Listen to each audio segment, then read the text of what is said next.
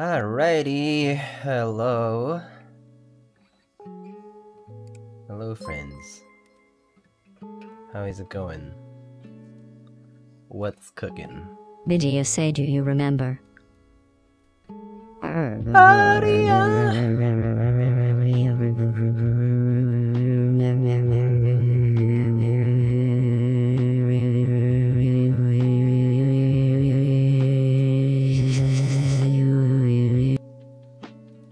Whoa. Okay, bot. GLaDOS actually becoming sentient, and I am not sure why.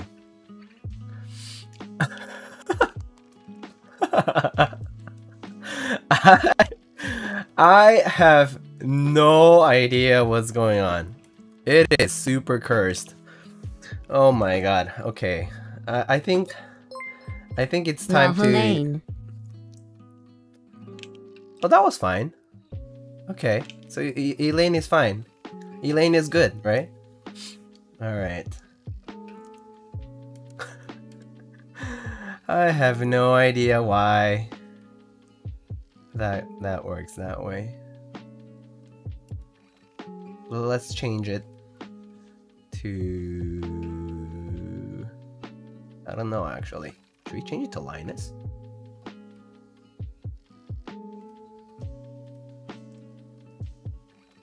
Alright. Anyway, Patty, thank you so much for the tier 1 for 17 months. Appreciate it. How's everybody doing? I hope y'all have had a good week so far. Oops. Wrong scene. There we go.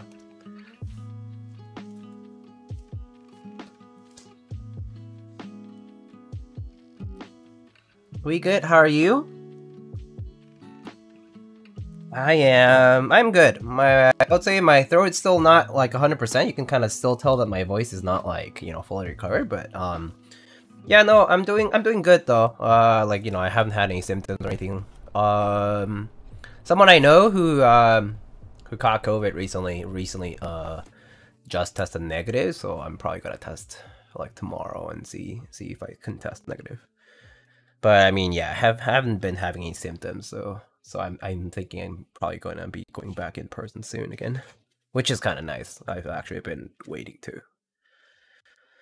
So yeah. So today we are building a SINGAKBD Kohaku, as the title says, and yeah.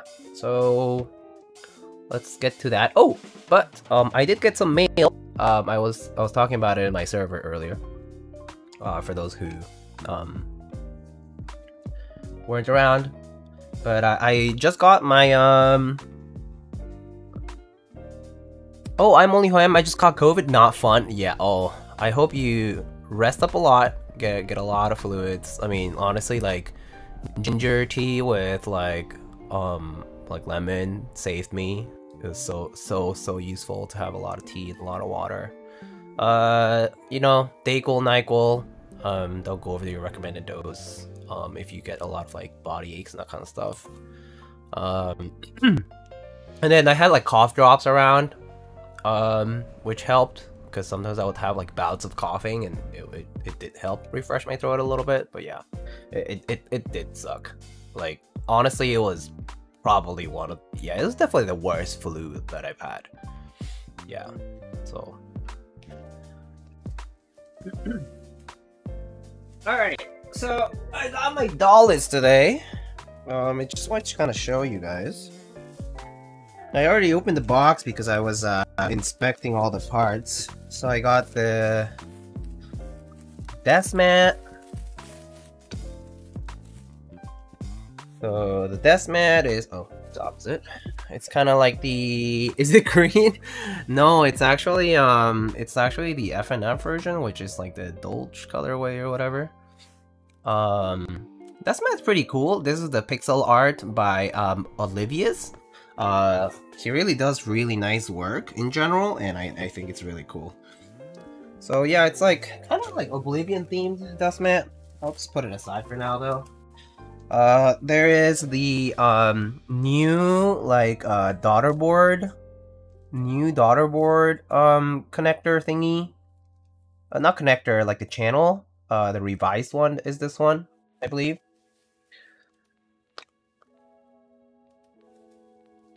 Everyone questioning the green? Yeah, so I actually spoke with Kevin a little bit. But basically, I think he's looking into it. He's basically assessing whether the fulfillment team made a mistake and sent out some grays for some people, because for some, like some of the photos, like definitely show that it's like not green at all. But for others, I do think that the green came out too dark. At least that's my guess, is that the green came out too dark and the tint of green is pretty much barely visible, you know? And so I think for those people, there will probably be a resolution as far as like, you know, KLC will have to fix something out. I don't think they would recall them in like a, you know, recall and redo kind of move.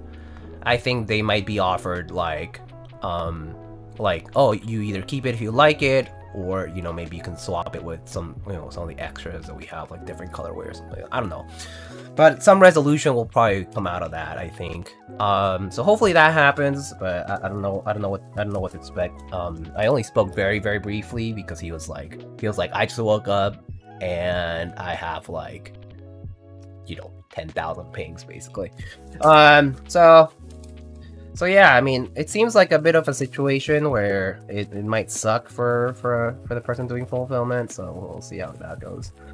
This is the brass piece on the back. Abstraction, hello, how's it going? Oblivion R2 was my first GB. Oh, nice. So this brass piece looks sleek. I love this. It's just clean. And then here I have some extra plates. I got one in polycarb and in palm. Bump ons and some extra stickers. PCBs, which are just PCBs, nothing crazy there. There we go. Okay. And here is the board. I mean, this is the dollars that I'm unboxing right now, for those who aren't just coming in. And so this is the dollars, comes in a kind of like carrying case with the KLC logo on it. You open it up. Let's see, we have the stickers and JST cable, bump-ons, daughter board, screws, that kind of stuff. And then here I have my authentication thing. It says Dallas Dolce colorway, DGR Linworks, pretty nice.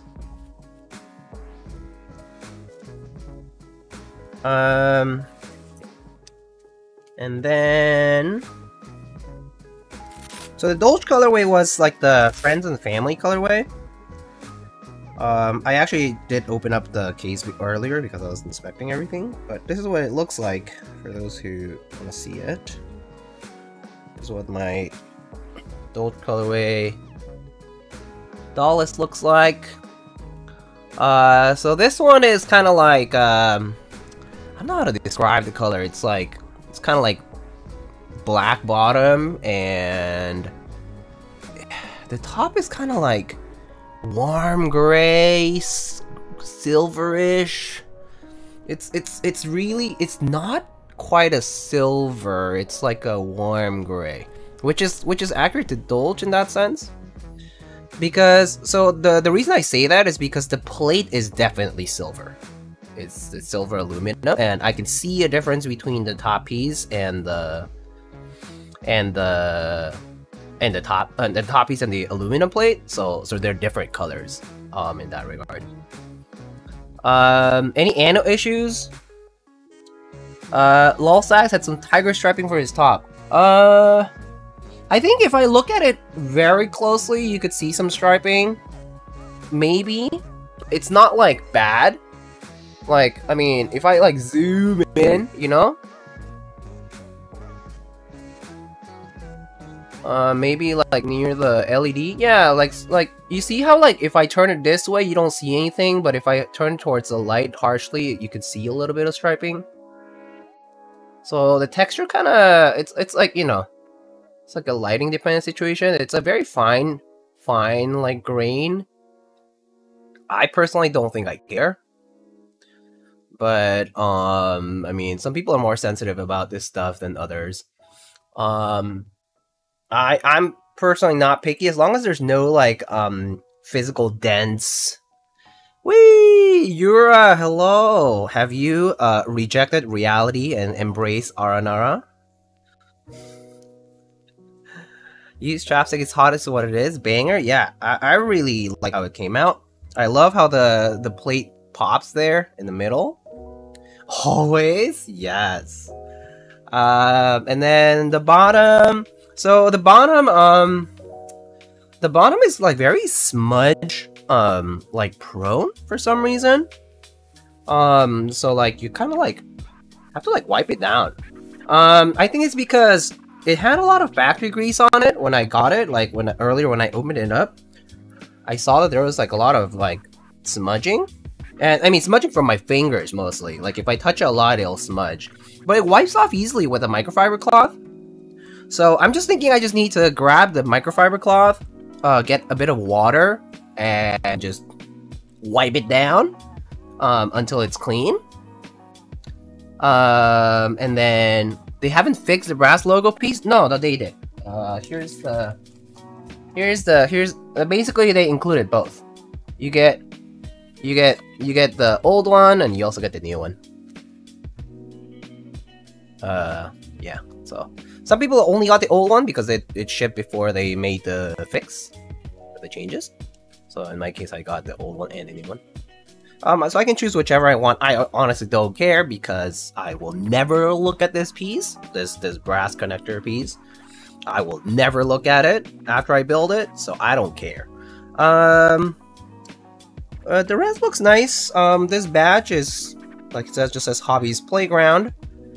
But otherwise looks really good. The bottom is, again, it's kind of similar color to the top, but I think the texture is slightly different. It's like kind of like slightly darker maybe, and also, yeah, it smudges easily, which I think is because of the grease or something. But I don't know. Otherwise, like, I'm pretty happy with it. I'm pretty happy with this. I mean, I personally don't care what the bottom really looks like, as long as it's, again, as long as it's not dented or, you know, like abhorrently bad. You know, I personally don't care too much. I'll probably give it a deep clean though, and build it when I'm done, you know, doing some switches. So that's the gist of the doll is here, just to kind of show you guys what it looks like. Yours gaming too? Yeah, Alex. So I was saying, the bottom is really smudgy, so you should clean it with a microfiber cloth and some water or something. It's very factory grease dirty. And yeah, I did get the brass back replacement window, which is right here. This is the one. Looks super nice. Love it. Yeah. But yeah, dolls came in. There's some other stuff that I haven't really unboxed on stream or anything, but also came in, like my Tomo came in recently.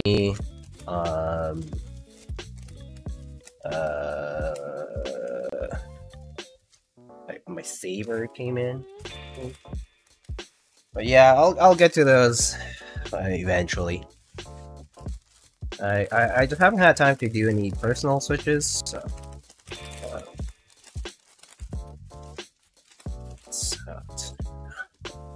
What color Tomo do you get? I got the green one. I got the olive green one because I was actually in love with the color more than the board itself. I actually really loved that olive tone that they like had on the K, and I was like, man, I think for the next release I'm gonna get the olive green color. So, Green Squad, nice. Also, Reborn, hello. How's it going? Oh, really? I didn't take too close of a look. I'll take a look and clean later. Yeah. You definitely should. Don't do it like on stream, I feel, because people are gonna be like, ugh. But I mean, it's really just factory grease, which happens like with some boards. Like I don't know why. I mean, some factory works that can just handle things with maybe no gloves or just a lot of grease is around in the air and kind of sticks with the dust. But it's not my first time getting a board where the one of the pieces is kind of like smudgy, and all it takes is just give it a deep clean. And after that, it's fine. Alright, so today we're building a Kohaku, which I'm pretty excited. This is a production unit, which is my first time actually building a production unit. Well, I mean, I guess my protos were essentially production unit, but...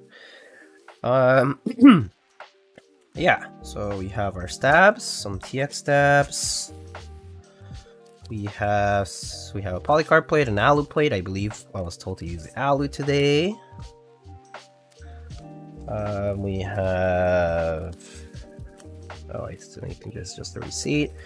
Authentication. Pretty nice. It says Aka, which means red. So this is the red Kohaku. Pretty nice. I wish they would do another run of the Monoke K. Maybe in the future they will. I think it's more so that they've already done it twice, Rens 23, that it might just be like they might want to focus on some other projects before they kind of come back to something that they've already done. I kind of understand that. Like, I feel like no creator ever wants to do, you know, the same thing over and over, right? So I kind of get that. I heard they got some black switches here, but those are extras that kind of sneak in. Free Chinesian bonus, don't throw away gifts. Yeah.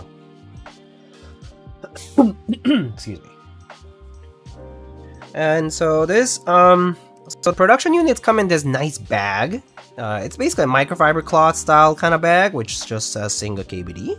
And it has a drawstring for it. Tell that to Mechanist, haha, feel R7 incoming. I mean, yeah, I guess that's true. I mean, I do think that the Mechanist boards were kind of like meant to be just, you know, like an in-stock and ooh! Oh, I guess the acrylic piece is not installed right now. I have to install that myself. So, look at that. Do you think KLC will do something about the dollars green? Yeah, I did speak with Kevin a little bit, very briefly. He's investigating what happened with fulfillment and you know, like about the green color thing. So I do think there will be a resolution.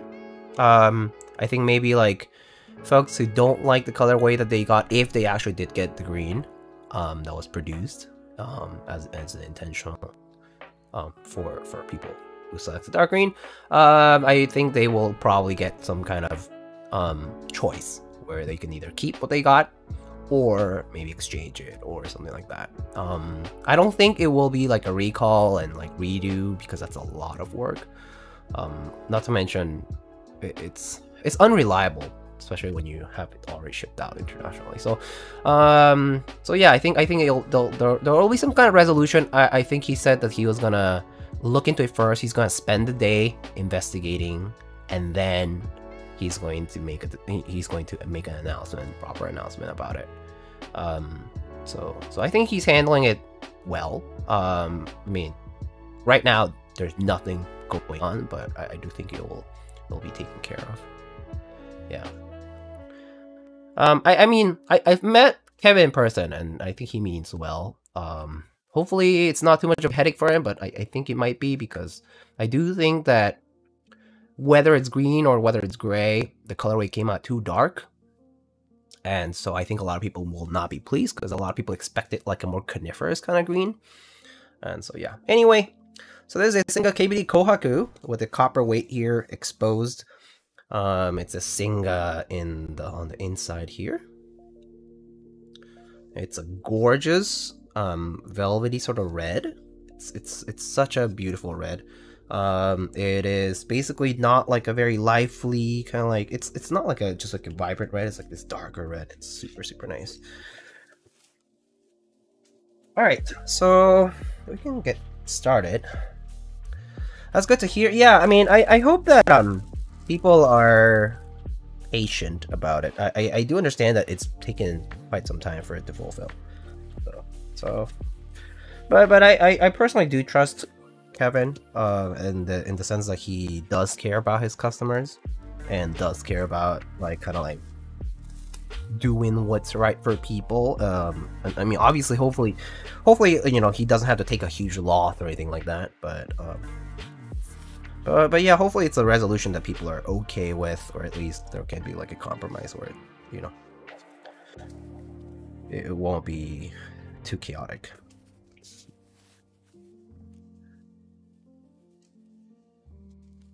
That said, you know, oopsies do happen, so we'll see how it goes.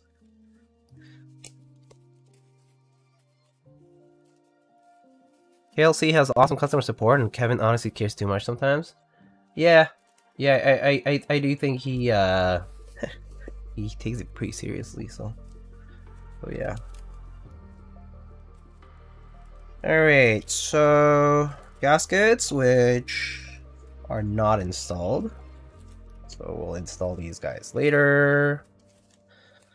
And what's here? Are these other gaskets? Hold on. So which are the right gaskets? Okay, so this is... Oh, I think I just got extra gaskets. Oh, okay, yeah. So I just got extra gaskets. Right. Extra gaskets go back into the bag. Hello, what's up? The ceiling. What's up, Eric? How's it going? How was your experience at the golden hour of IU's wonderful concert? How was it? Where are you right now, actually? Are you back? Very golden? Very nice. Alright. Yeah, acrylic piece, some stickers here. And PCB wise, looks like we have a solderable here. And that's a extra, the hot swap. Let's put that aside.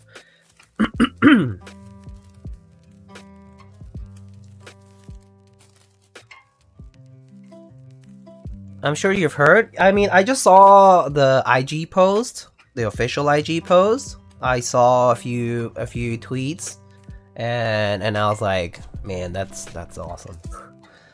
But yeah, I saw some of the shorts. Look really magical.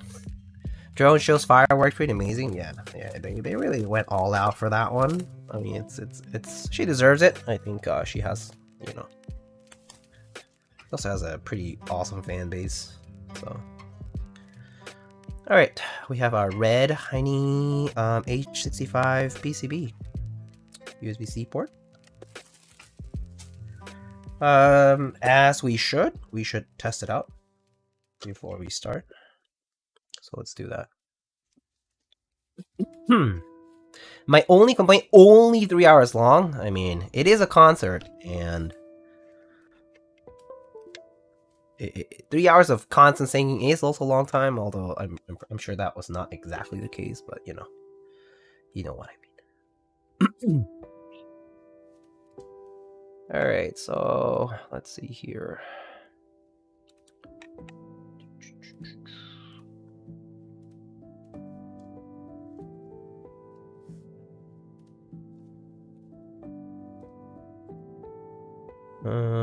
Huh. Weird.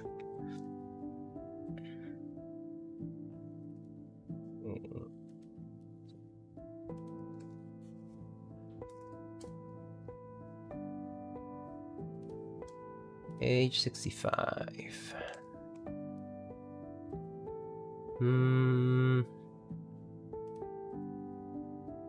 Okay, cool. Alright, that's detecting, so that's good. I'm gonna see if I have a layout saved or anything like that. Sometimes I do, from like my own boards and whatnot. Via key maps. Oh, that works, yeah.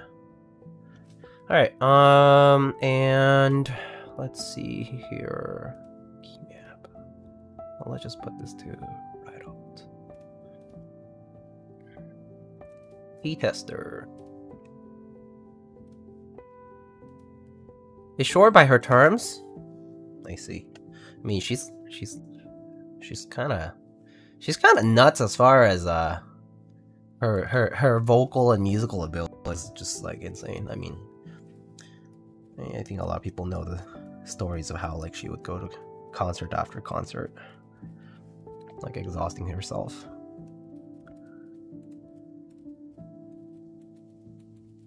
During her first first maybe 5-6 years.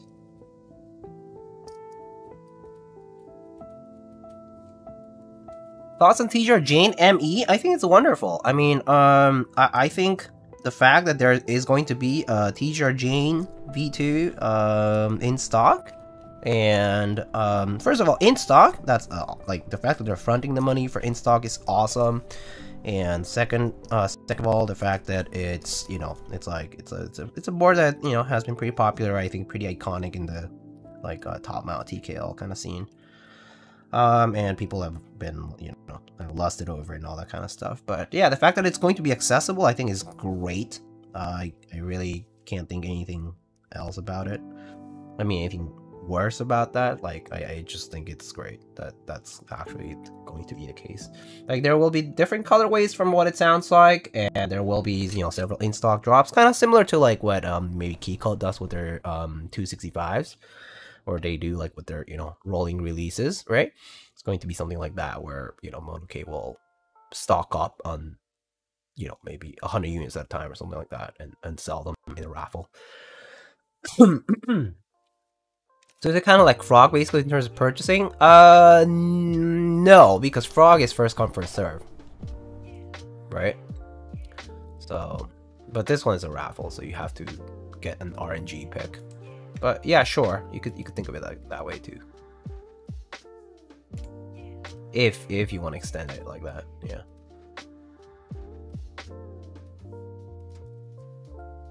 It's GG to be a Koi raffle. Yeah, it is kind of like luck dependent, so.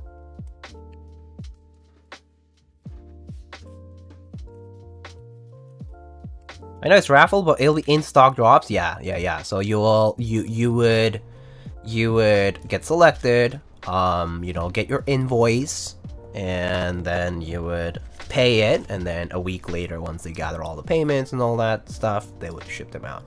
So that's the plan from what the website says, right? So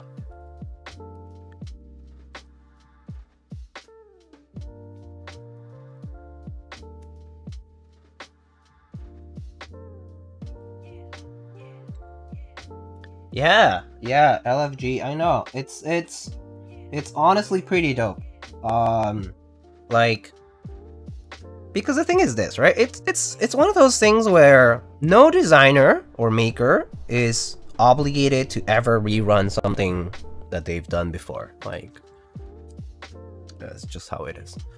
And so the fact that it's going to be an accessible thing, it's really amazing. I know there's going to be probably people out there who are like, oh my god, my collector value though, or it's not limited enough. Tomo was unlimited, so it's not the TGR. Whatever it is, right?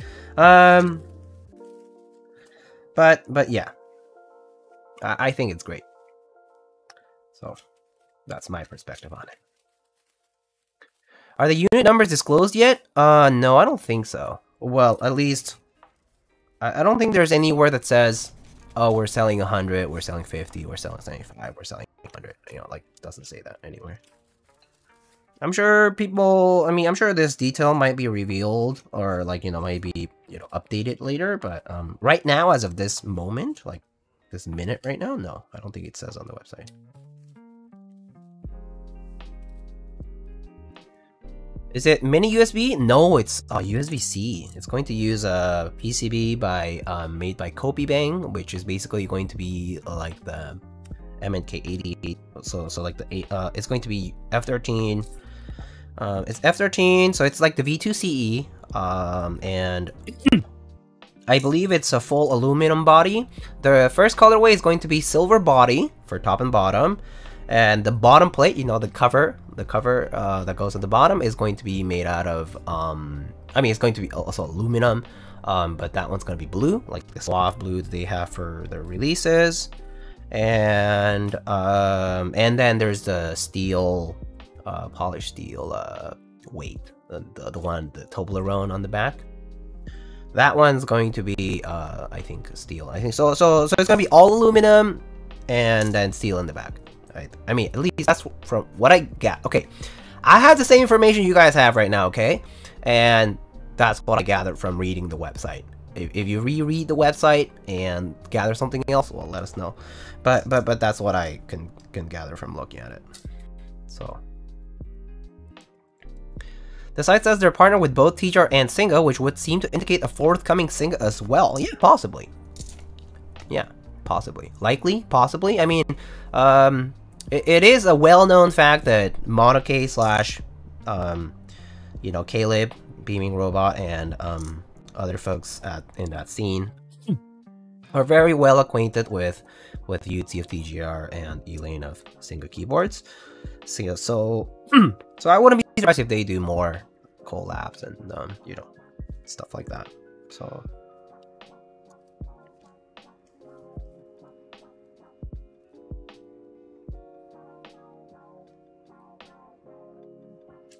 I took a look at the product page and it's coming with mono keycaps as well. Oh, the series 1, yeah, the white and black keycaps. That's pretty cool. Also, yeah. Interesting that the bottom plate is going to be held by magnets. So that I do have a little bit of insight on. So I assume, based on the JMV2 design, that the reason that bottom plate is being held by magnets is because, okay, so one kind of major, not flaw, but major annoyance perhaps of the JMV2 design is that you need to undo 6 screws, and then 4 screws, and then 2 screws, and then 4 more screws just to open the case. So I'm assuming that's why they did that. That's why they opted to change that design, to have fewer screws to undo, basically, to reach the case interior, which I think makes sense. And I mean, it's not like magnets. I mean, I don't really think it's like gonna fall off or anything. I mean, the mode has done those things too, right? And those are fine. So I think it's a fine choice.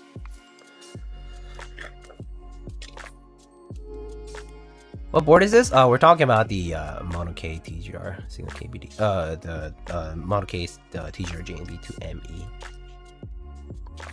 Yeah.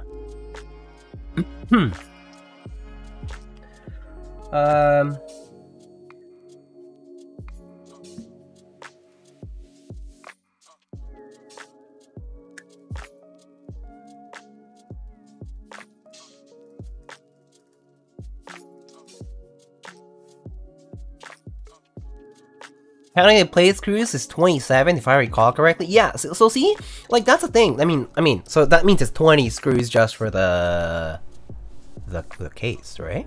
Because it's 7 screws for the plate. Pretty sure 4 at the top and 3 at the bottom, right? Wait, 4 at the top, 3 at the bottom. Yeah.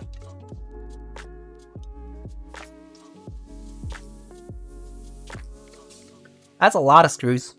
That's a lot of screws for a keyboard fastening, pretty much.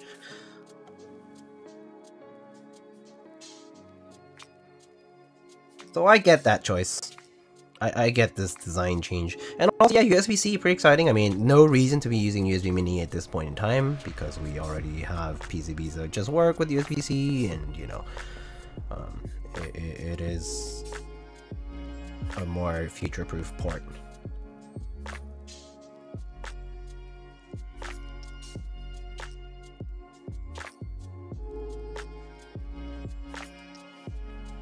But yeah, I think it's exciting. The prospect of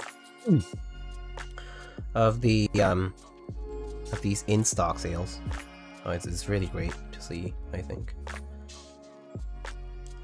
And you know, it's a good way for these popular makers to put their work out there at an expense that it's not necessarily their own efforts. Like they also, like, you know, the fulfillment process is also taken up by somebody else who can handle it at scale. So I think that part is always great.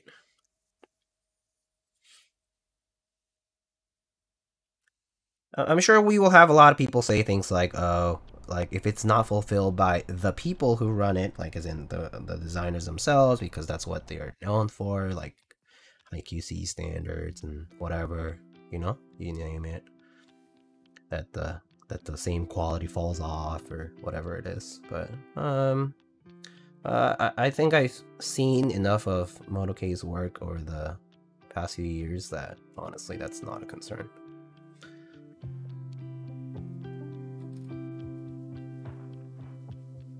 Stopping K-word? Yeah. There's that too. I mean, obviously, de-incentivizing folks from purchasing counterfeit products is also great. You can support the designers directly, personally, without having to waste a dime on counterfeit products.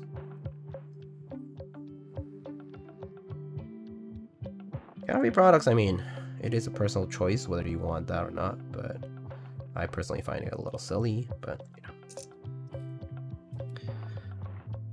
I picked up an extra B-stock Tomo from Monoke, can't see nothing wrong. Yeah. So this B-stock unit was pretty good, I assume, is what you're trying to say. Oh, I can't see nothing wrong on the B-stock, I see. That's awesome. That's really great. I pray that there is an F2 version of this in the future, hopefully. But that said, I actually don't. I wouldn't really rely on it, but who knows? It is just, well, I don't know. Would it require a redo of things here? I don't know. I mean, the only thing that would change would be a top piece and the plates and the PCB, right? So 3 parts.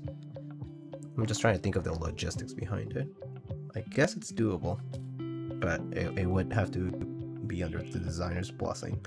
Which, if you happen to be in my Discord server, sometimes some folks pop in and out every so often, and they mention little nuggets of information that are pretty cool to hear about. And yeah, so basically, it is the designer's choice to do F13. So yeah. I don't know if F12 will happen because of that.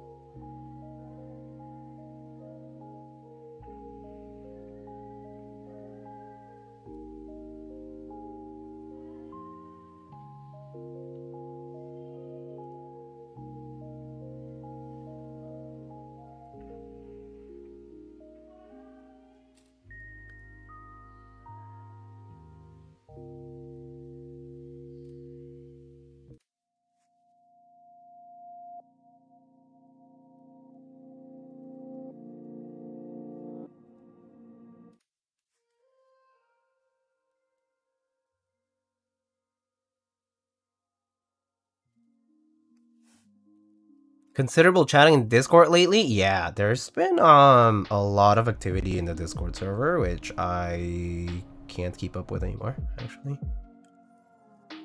There's definitely been a lot of banter in the server, which is awesome. I mean, it's cool. Though sometimes it definitely diverges into topics that I can't keep track of. But it's nice.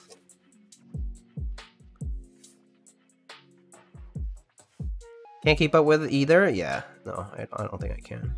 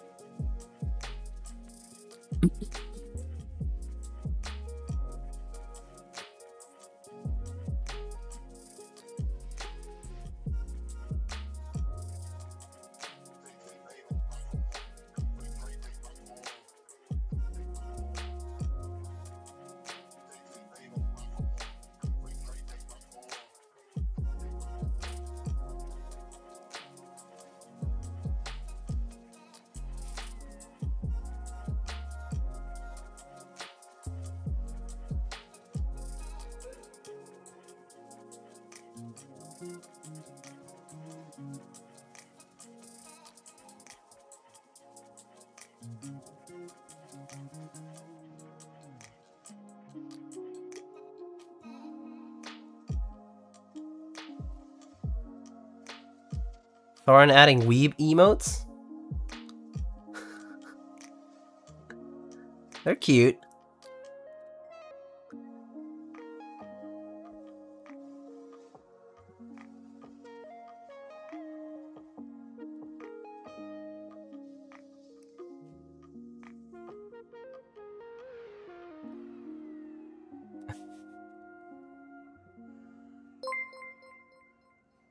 Don't have to dislike it. I think they're pretty nice.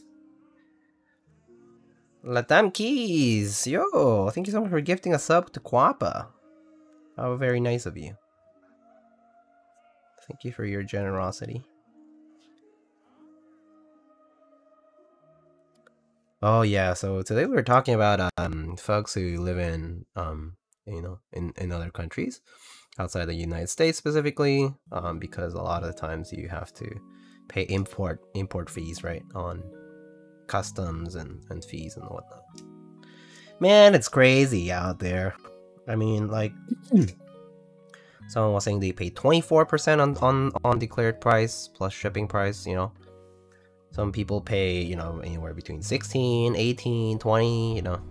It's nuts. And then some people even get like extra fees because, you know, these customs agencies are kind of dirtbags basically.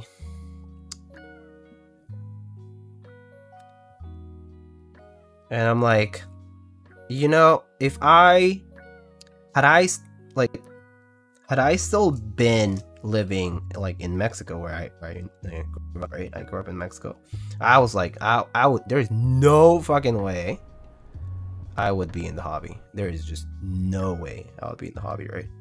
It's insane how expensive it is to be in the hobby like this one and living abroad, like outside, you know, outside countries where like maybe import fees are not as, like, they're definitely non-trivial.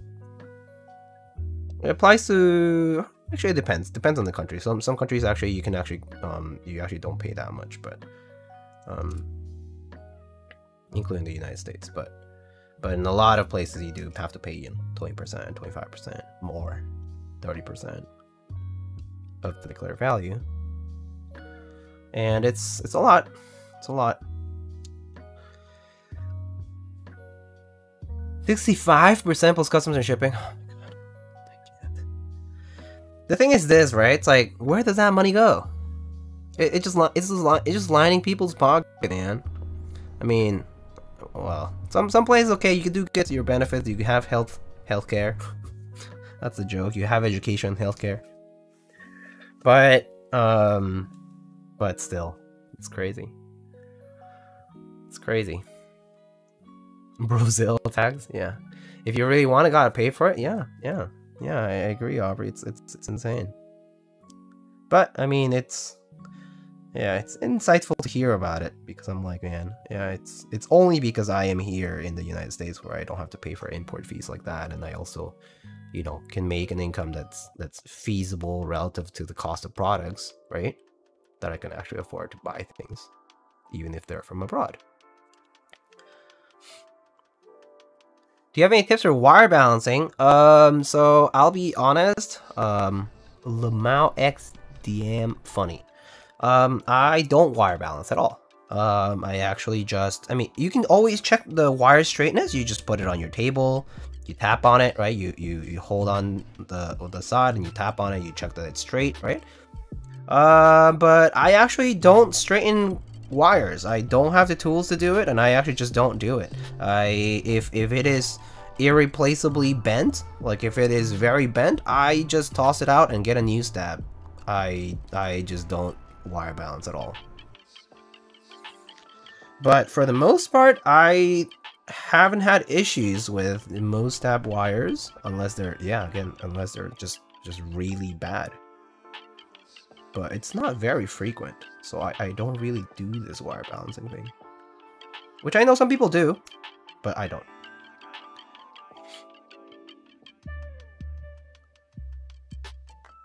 Who needs shipping tags when you have Zeal tags? I don't like to look at the numbers, for sure. I mean, I keep track of the numbers mostly because well, like, I mean, I'll be quite honest, like, I don't make that much, so I need to keep a budget and stick to it. So I keep the numbers down, like, to the penny, basically. I keep track of everything. But yeah, no, I mean, it's certainly a scary number to look at. That's why seeing South America is so neglected. I mean, yeah, it's because it's so expensive to import. It's so expensive to import. I mean, there's obviously many issues in hand here happening at the same time when we're talking about why certain countries' keyboard scene is, you know, perhaps at a certain state. But cost is definitely a huge factor. Particularly if you wanted to ever start like a small keyboard business or something like that, you know, like a vendor or something, you know. What if one side has sticking? Do you think holy mod on one side is a good idea? So, you know, the thing is, I also don't do holy mod. Like, I literally just put my, okay, like, literally, like, all you could do is grab any flat surface. Like, in my case, I just have this, like, coaster. It doesn't matter. I just do it on my table, too. But just to kind of show you, like, you know, you just tap it like this, you know, to see if it's not straight. But if it's just, like, very bent, then I just toss it out and get a new step. Again, I don't do holy mod because I also don't like the idea of like putting this like band-aid piece inside, and like also because it will dampen the sound of the. I'm not sure if it does dampen, but I don't like the idea of it, and also it's very time consuming to do holy modding and whatnot, and so I just never bother with it. Never bother with it because it means getting extra materials for it. And so for me, I just kind of stuck to lubing it. I just stuck to lubing my stabilizers with 2.5 grade 0. Or for a while I did do XHGBDZ, and I've done dielectric grease as well before. But now, right now, like I just use 2.5 grade 0. I just lube the wires carefully, and it works out. And so, like, I don't want to say like, oh, it's a skill issue, but it definitely is a practice thing. Like you kind of get the hang of it the more you do it. That's it. I'm not gonna boast the fact that like it's not even a fact. I'm not gonna say like, oh, my stabs are perfect every single time and they last forever. I do have to reapply lube every so often. Actually, the every so often is an undefined amount of time. Like I actually don't know if it's gonna take sooner or later. It eventually probably will happen as the lube displaces itself through the movement of the stabilizer wire, and you know you're typing and whatnot. But if you do a pretty good initial job of lubing your stabs, it actually will help you in the future in terms of like if you have to reapply lube, it won't be much of a concern, relatively. Is there any way to get a backspace keycap or something individually? Might get a new one as mine produces a ticking noise and it's not even warped. Doubt it. Doubt it, yeah. Hard to get individual keycaps for, like, specific sets, yeah. Good night, can someone drunk me in? Good night, one drunk man. But yeah, stabilizers are pretty cheap. So, I mean, relatively. So I do recommend kind of, just getting some extras. Yeah.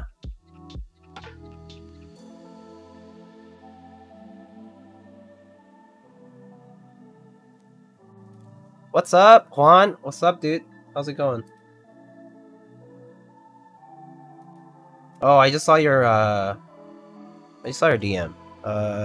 I'm not in a rush, so don't worry about it.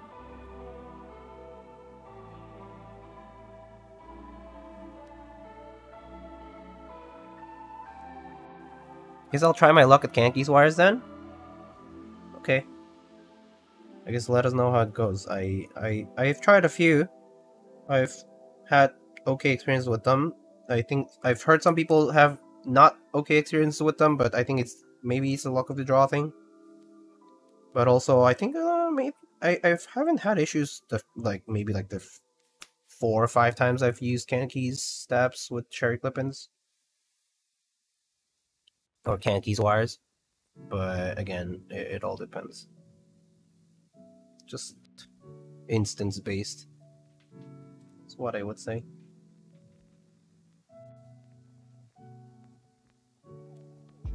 There's also thick thock wires. I have no idea. Thick thock? Oh, are those the guys who do the marshmallow switches? And the springs? I haven't ordered any of those.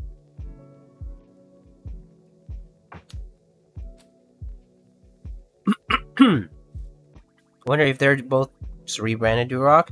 I know that the Kailh ones are not. I know that for a fact. I know that the Kailh ones, they actually have a mold that they like own for production. Or I guess molds, since it's like 3 different wire sizes.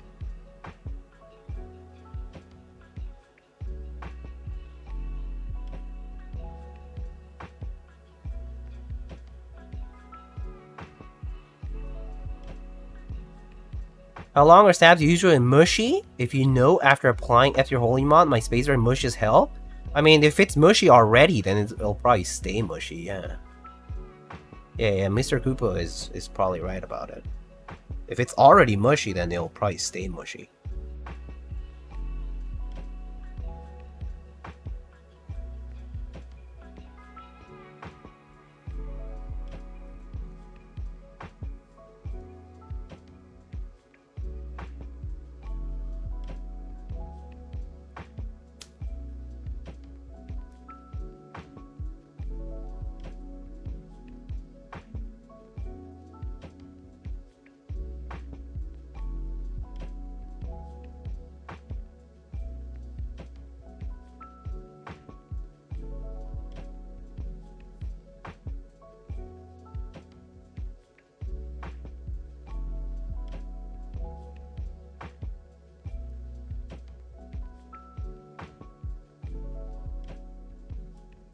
I mean, part of that is why I don't do any additional mods on stabs, because I do think introducing exchange materials means an extra variable that you need to control. So I just try to do my best job at lubing my stabs, and if it works, hopefully it'll stays like that for a while. But sometimes my stabs aren't perfect, and so I need to redo it. I need to replace it.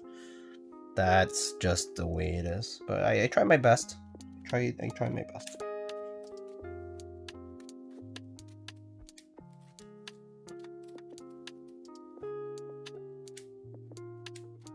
I wholly mod it once, never again. Yeah, it's also very time consuming from what it appears to be. It's like prep work, you know? Actually, don't know which one is which for this. I'll have to double check.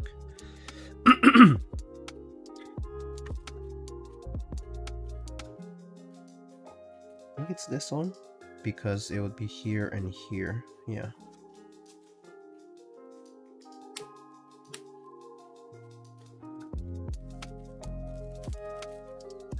Get a syringe of 205. It costs a lot to refill often though.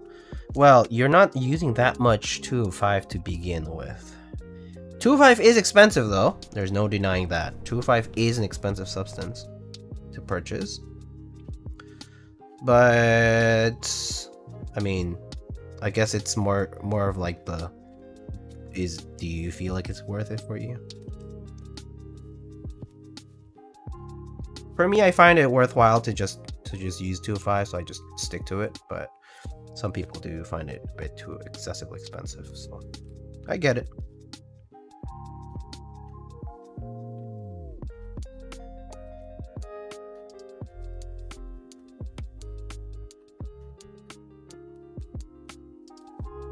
There's only one stab mod IMO that I don't consider stupid, and that's the Kenyan's Korean stab mod. The one that you do on the Zeal stabs, right?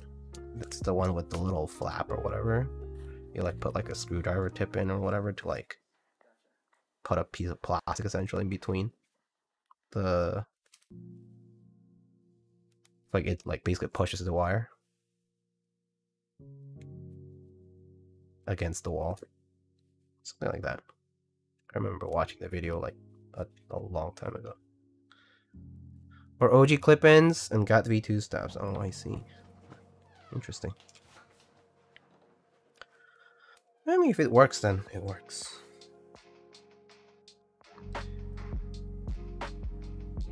But yeah, I do think that not introducing an extra variable is what you want.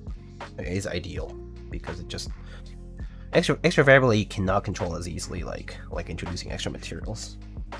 But if it's like inherently part of the stab, like the Kenyans mod, maybe I think it's at least a bit easier to figure out once you get the hang of it.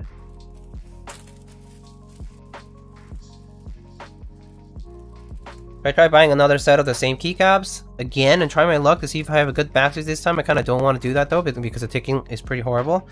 I don't know. I do feel like a proper rebuild will probably solve your problems. Like and by proper I mean just fresh start from the beginning. Fresh stabs. Everything.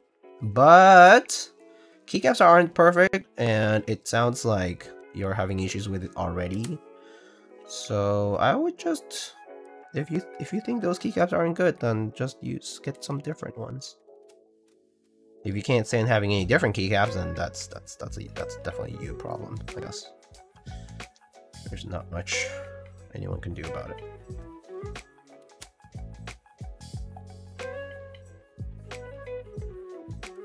Imagine not holding mounting banding mounting clipping stabs and balancing your wires. Well, I mean, clipping important. Yes, I would clip. I always clip my stabs if I have to. Band-Aid mod is pretty. It's okay. Also, Band-Aid mod also okay. It's like that's a preference thing for sure. It's like if you like the sound of Band-Aid modded stabs and the feel of Band-Aid modded stabs, that's fine.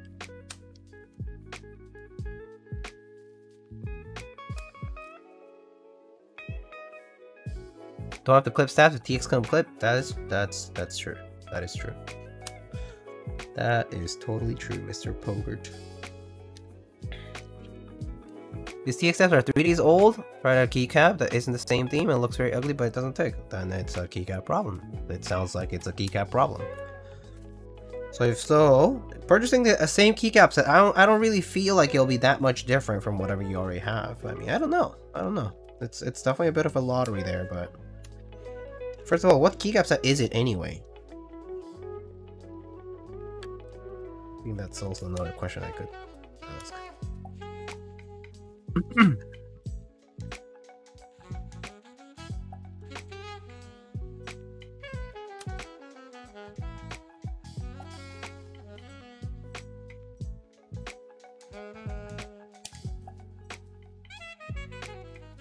Alright, let's test out our stabs here. Farhan, hello, Rob, how's it going? The only mod I do is putting extra pour-on pieces underneath the wire. Helps a lot with cherry clip-ins. So pour-on pieces underneath. Oh, so like, kind of like those. You know, like those. You know how those Wutre stabs? I think was it Wutre stabs? Came with the no. It was the Owl Lab stabs. It was the Owl Lab stabs that came with the little They came with this like little silicone piece or whatever to like hold the wire, kind of like keep it parallel to the PCB. I think it was that one, right? Something like that. But I assume it's something similar to that, where you just kind of prop it up like nice and parallel to the PCB. Some cheap white and black cherry profile PET keycaps are GMK based, but not really just a color scheme, but not the legends. Well, maybe you just get what you pay for, my friend. Maybe that's what it is.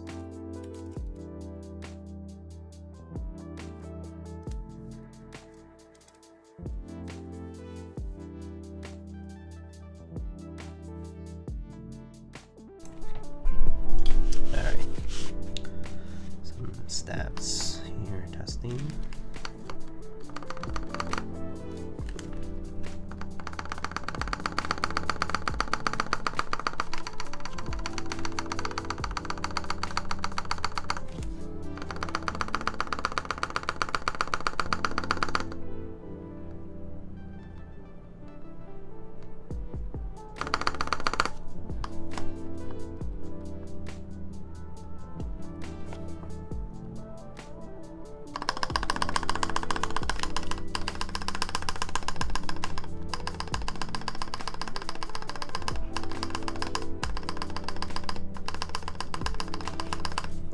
Got a break-in device on my next project, just breaking creams in. Nice. Yeah, broken creams pretty nice. Pretty smooth.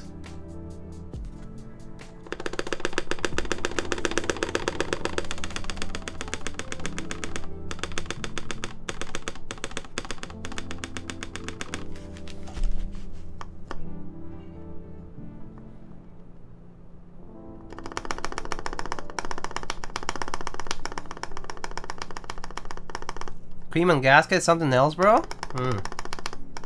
Gasket as in gasket the board, gasket 00, or gasket mount boards, or... Sorry, just wasn't sure. Gasket mount? Gotcha. Yeah, some people just, I mean, if you already know what you like, then that's what you should do. Let me just confirm the layout here. 625, step caps lock, regular backspace. Okay, good.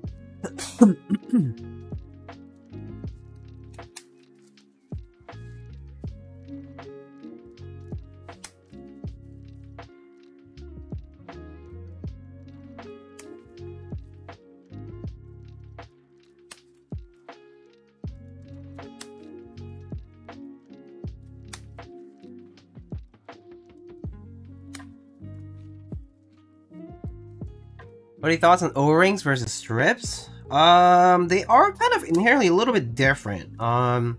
So like O-rings kind of like what the O-rings do is like they I mean, well, it depends. If you mean like O-ring, like the O-ring mount that goes all the way around the board, that one kind of like it's sitting on these like little pillars on the inside of the case. And it's different from like the strips in the sense that like for strips you do have a lot more like points to which the plate is holding on to, as opposed to like the O-ring. It kind of just has these like singular points inside of the case. And so I do think a lot of the O-ring cases tend to have a lot more like this kind of like bounciness to them.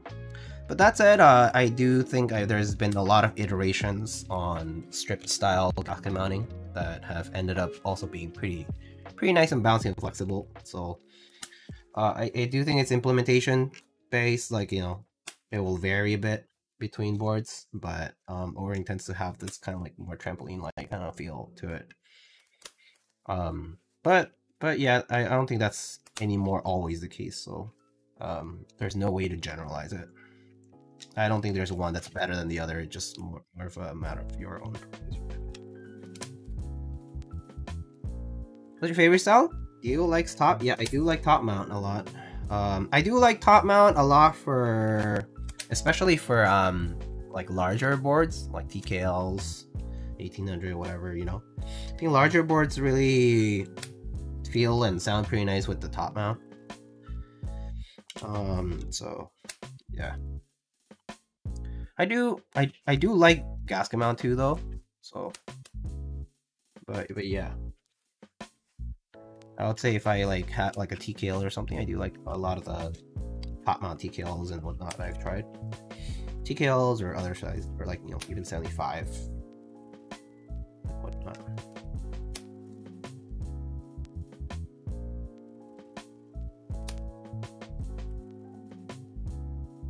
Do you get a glare? I did not let them. Nice beam collection, thank you.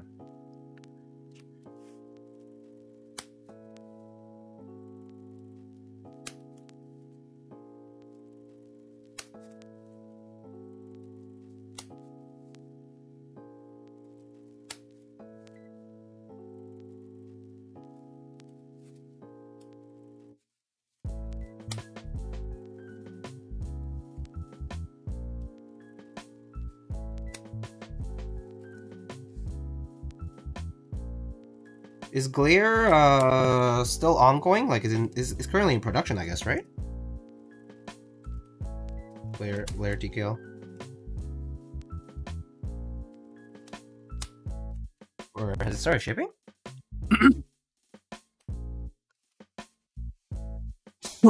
Happened some months ago. Yeah, I know that. Yeah, I remember someone offered me like a slot, but I was like, I think I was like, I'm good, because I was just not trying to spend money.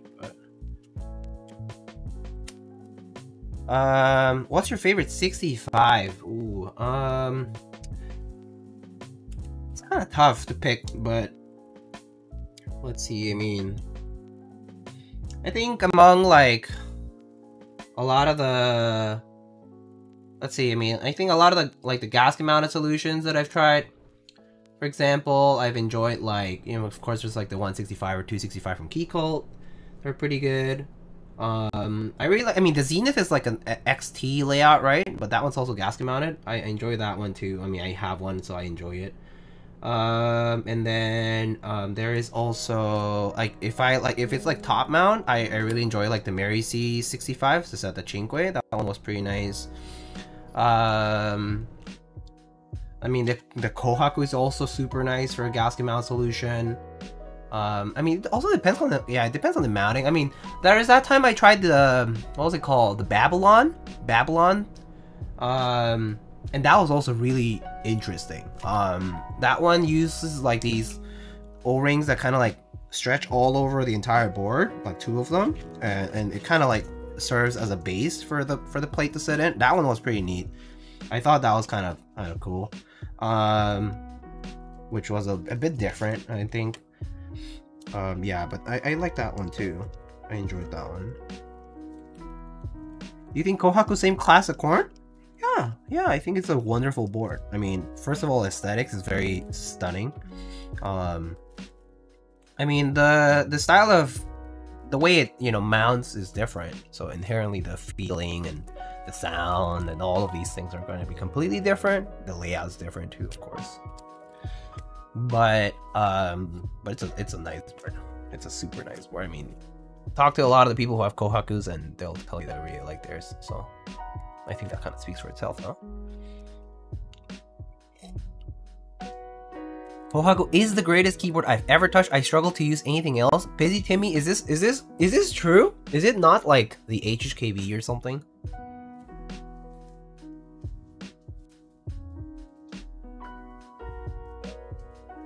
It's real? I am real? I mean, you are real, yes. I'm so bummed I missed it when they're at 1K on MM. How much do they go for now? 1K is still quite a bit of money.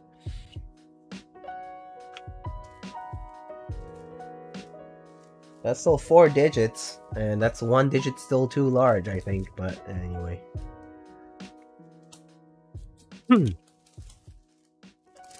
I'll take a cough drop.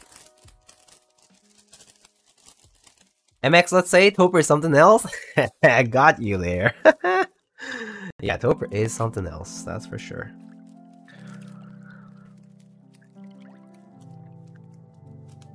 Highest I've seen was 1,800. Wow, it's crazy. So expensive. A lot of moolah.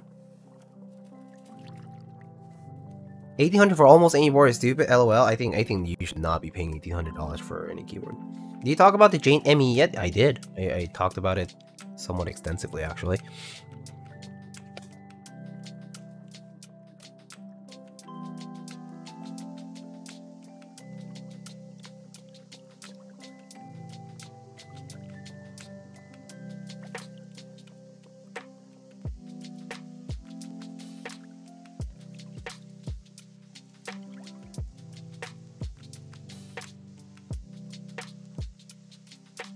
Well, this is what I say. If you can afford whatever you're buying with your money, and you know you have enough to spare for your own necessities, and you have more than left over for everything else that you need to do, you know, like the 3 times rule kind of thing, right? That Alex tells his viewers a lot. If you can afford, go ahead. Just don't, you know, if you are being financially irresponsible for spending money on things like keyboards which are completely non-essential like goods, then, you know, and you happen to fall in some sort of financial trouble after that, well, that's definitely a you problem, and that's definitely just being kind of silly. Wouldn't recommend. There definitely are people out there, quite a lot of people out there with spending problems. But that does not mean it has to be you.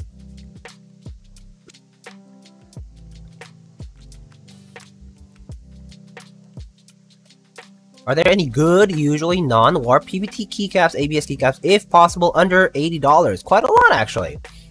There is Cherry PVT from Novel Keys. There is Nice PVT from Canon Keys. There is OTC keycaps from Omnitype. There's Polycaps from Kinetic Labs. There are so many key sets nowadays under $80 with extensive compatibility and a variety of colorways.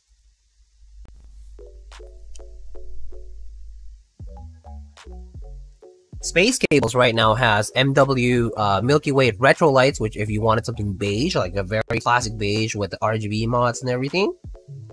RGB mods being like the accent keys in red, green, and blue. Those are also available over at Space. So I mean, there are a lot of options.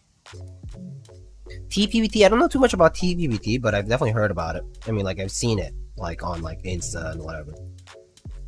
I haven't tried them myself. I mean, isn't GMK WAB on sale? Oh, is it? Great. Maybe I should buy more WAB, but I'll buy more WAB if my drop credit is expiring. I think I have some drop credit around that I haven't used yet.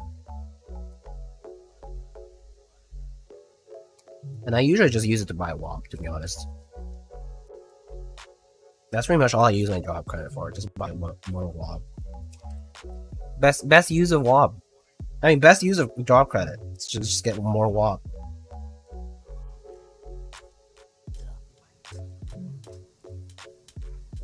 Maybe I should buy more WAB, put it on a t-shirt? Oh yeah. I should get it on a t-shirt and send that to Poner.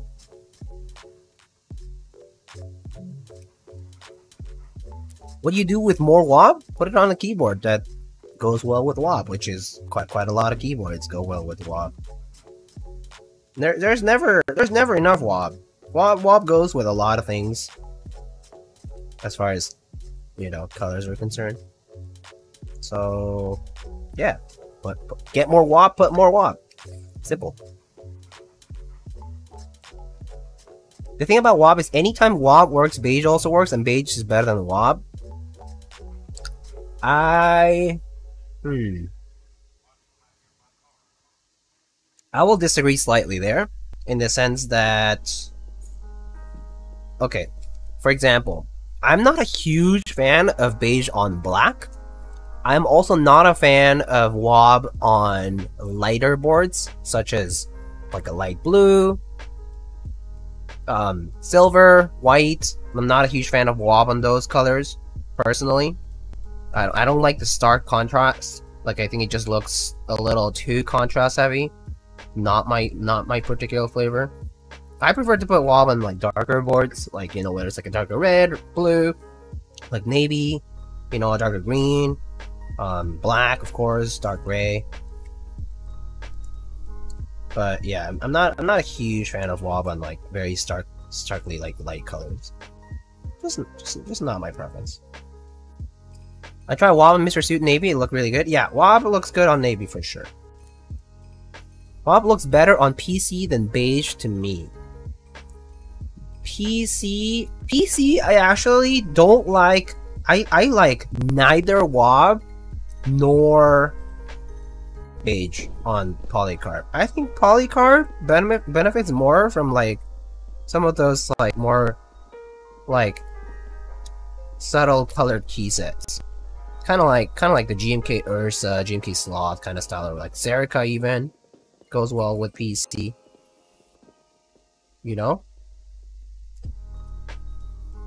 I like to pair PC with more like colored key sets. Because the PC normally, well, I'm assuming that the polycarb is like just regular frosted polycarb. It's kind of like a clearish, kind of like whitish, kind of clearish color, right? For those, yeah, I think I prefer like a colored set, so it kind of offsets a bit of that like whitish, clear sort of tone of the case. And so the key set will pop if you do that, you know, like it kind of pops out at you. Looks pretty nice. That's just my take on it, but you know. Rip pulling Desco Black off my PC 165, my favorite streamers. Yeah, I mean, I'm just saying. GMK Copper, I feel, would be great on PC. Yeah, GMK Copper does look pretty nice on polycarb. I've seen a lot of people do GMK Copper on polycarb. That's because GMK Copper has very, like, unique kind of colors. And so they pop more when you put it on something like a polycarb case, where it kind of serves like as a more of a blank canvas. So it helps the key set stand out a bit more, I feel. Diego, do you have a favorite silent switch? Kind of, yeah. Like, if I had to use one, I like MX Silence, like the Cherry MX Silent stem in like a Zelio or like Gateron-like housing, like those smooth housings. Or, like, Silent Alpacas are pretty good, or Roselias and Sakurias are admittedly very good too. That I tried. I mean, I recently tried those Duroc Dolphins on that Keycaps number 2 that I built, like the commission one. Actually I built it for that. That one was also pretty nice. I was quite surprised at how quiet those were too. So I think I'm into it. I think I would rate silent switches based on how actually consistently quiet they are. Like, if you type on the full keyboard of quiet, like, silent switches, I would rate the switch based on how consistently quiet they are across the entire board. Like, as in, like, does it sound like the switch is kind of standing out because it has, like, you know, like, leaf or, like, spring crunch or something, you know? So I think that would rate it based on that. Because I think smoothness-wise, like, a lot of these switches are already pretty smooth, so I really don't care. Aetherak, thank you so much for your Prime Gaming sub. Thank you. Hey Diego, is it a good idea to ship stabs in an envelope with snail mail? Yeah, that's a bad idea. Why would you do that? So the problem with shipping anything with snail mail in something that's not a bubble mailer or a box, at least, like something padded or protected, is the fact that most mail services will consider any letter, like envelope with no protection, to be like letter mail, so they tend to get flattened. They tend to get stacked in a bunch, like in a stack or a bunch, along with other mail, and they'll get compressed into like bags and like other mechanisms. Sometimes, like, for the machine sorted stuff, they just go through rollers. So if they catch you sending something like that, they might return it and fine you. In my case, like one time I got like a warning because I like sent out like a pin or something like that in like a regular envelope, and they were basically like, this is like a non-machinable good, so you can't do that. You have to send it in like a bubble mailer at least. I don't care if the wires get bent, doesn't matter. It's still thicker than a piece of paper or like a stack of papers. I mean, if you can manage to protect it properly to be as thick as a stack of papers that's shippable within the same dimensions and weight, I mean, you can try, but there's no guarantee. Like, if it arrives rolled over or crushed, it's totally your fault. Basically, is what I'm trying to say. Because it is confirmed that letter mail gets rolled or compressed or crushed very frequently.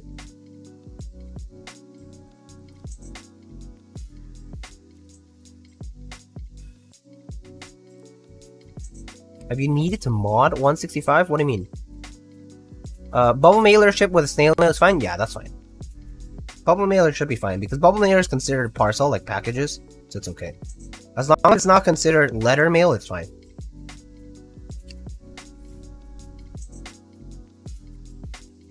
Ship D's snail mail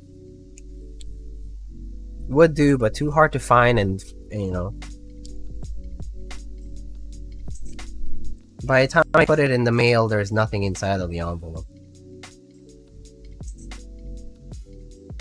I mean, do you have to do anything to 165, or you liked it as this? I liked it as this. I just use like MX Blacks on like an aluminum plate, but some people use like MX Browns and like other switches, so the mileage may vary. Some people I think I've used like cream switches and stuff, so.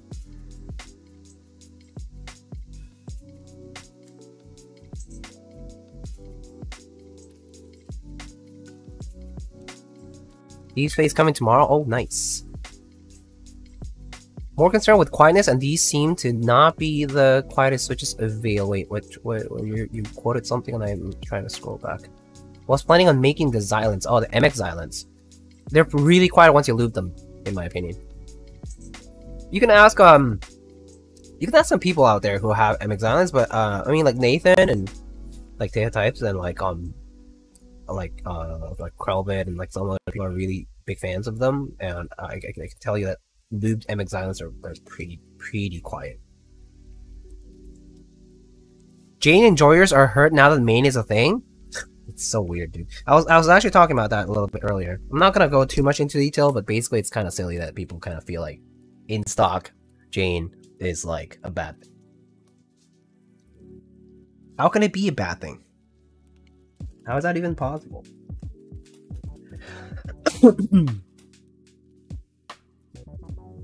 Anyway.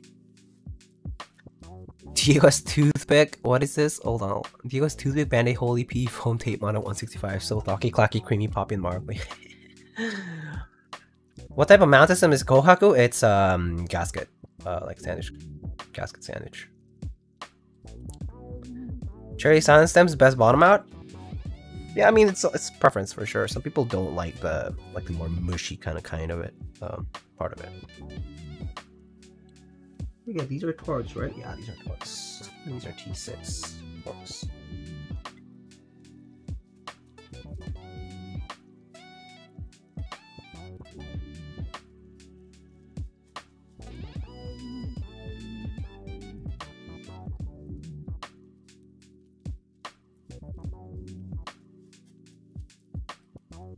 You don't understand now. Jane is worth nothing! Oh god. Frick, my Jane has gone from being worth thousands of dollars to 500. Oh god. I'm despair. Despairge.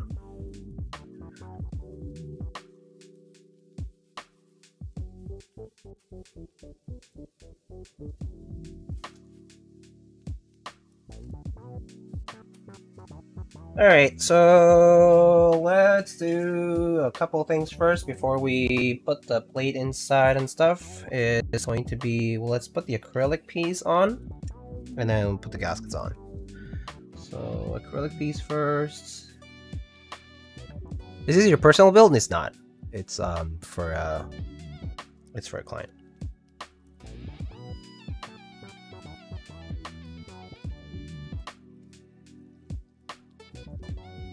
Think about the clout. What will we do now? Oh my god. I'm not gonna be able to talk about my Jane on Discord servers. I have to actually work. How many boards do you build a month? A lot? Yeah, sizable number. I would say like somewhere between, I guess it depends, somewhere between 10 and 20 probably, at least. Alright, so let's put this acrylic piece on. So let's first peel this.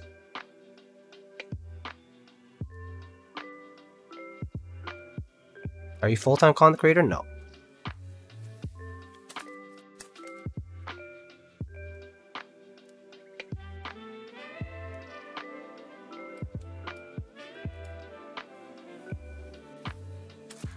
Full-time resin addict? Facts.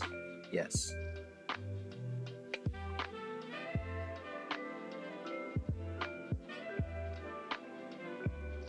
Where's my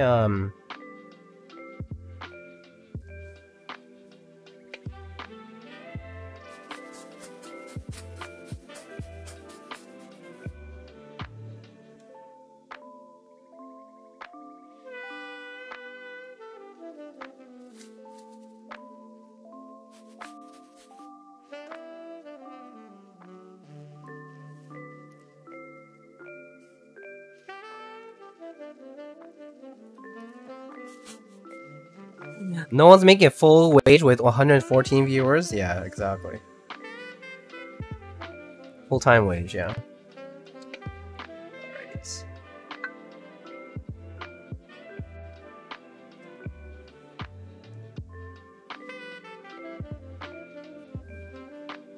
Sword enjoyer. Yeah.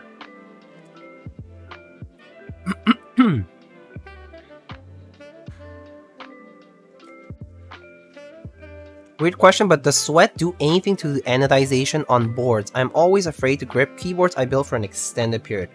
So anodization is meant to protect metals from things like that. Like, I assume exposing any kind of surface to, you know, a mixture of chemicals like oils and things that can dissolve other things is obviously not the greatest idea, but if it's just to hold your keyboard, all you need is a microfiber cloth and just wipe it down. That's all you need to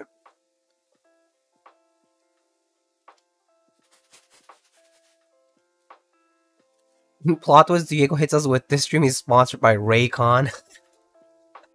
Lightning Twitch income leaked? Oh, gasp. Public information leaked. Oh no. Okay, so now gaskets. Gaskets.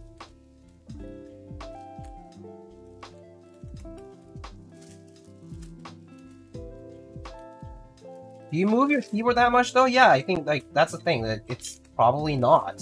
So I wouldn't worry too much about it. Just clean it off. Just clean it off each time if you really are so concerned about it. Wash your hands and just clean it off. There are fingerprints on the acrylic? Oh, yeah, probably.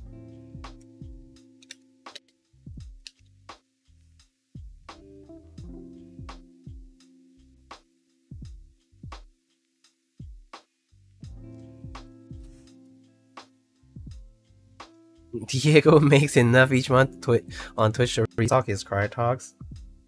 Yeah.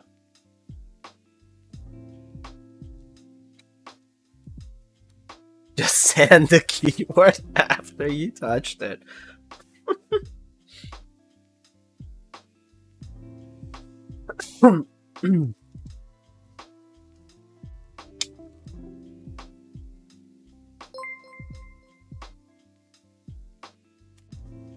Oh, Nabatrox94, thank you so much for the Prime Gaming sub.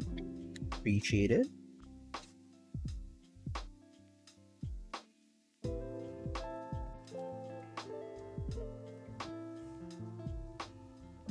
I scratched the first acrylic piece I put on this board, had extras though.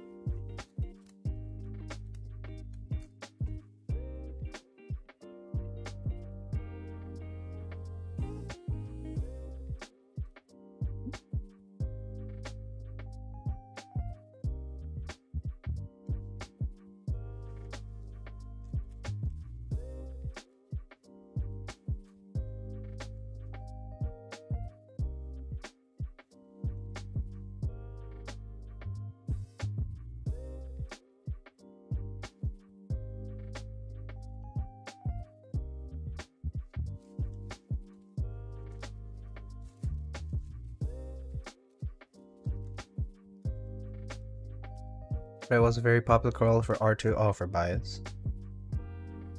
Wait, R2? I thought yours was I don't know, 1.5 or whatever. Honestly, I don't know the versions. Don't really follow too closely to know all the differences.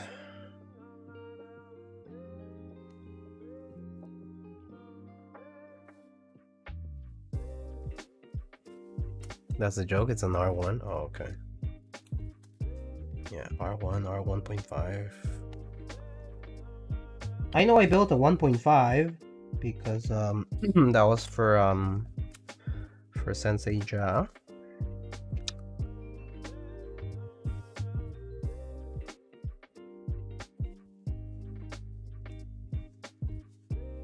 Bias cancellation spot should still be up last I checked. Oh, I see.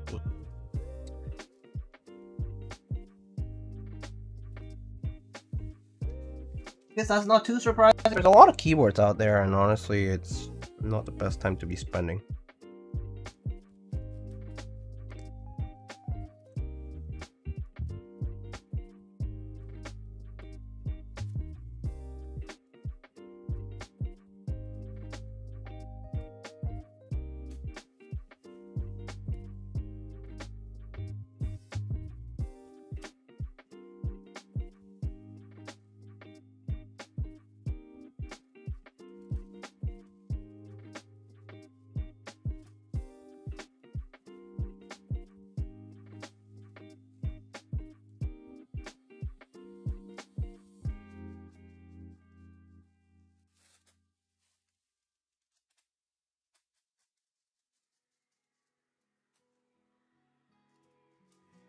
Does anyone know if Wuxi Studio Aurora switches are any different from Aqua Rose Reds or not?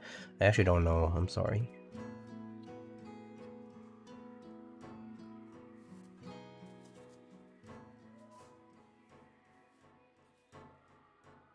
Wait, you said someone said there's fingerprints on the acrylic, but I don't see any.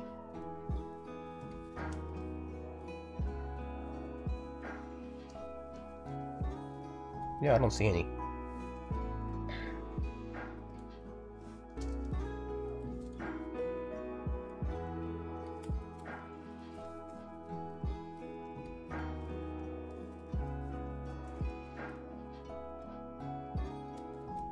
Fingerprints resale value.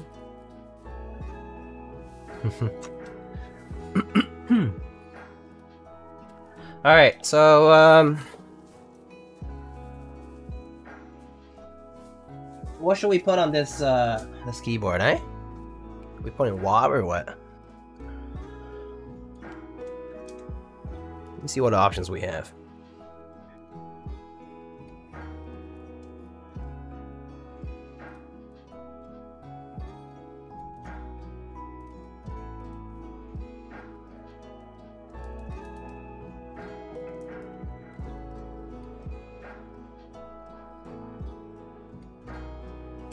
Let's see, I have key sets. Do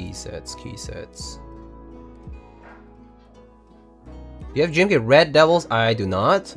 I do have APL and Red Cyrillic, although I just need to take them off from a different board.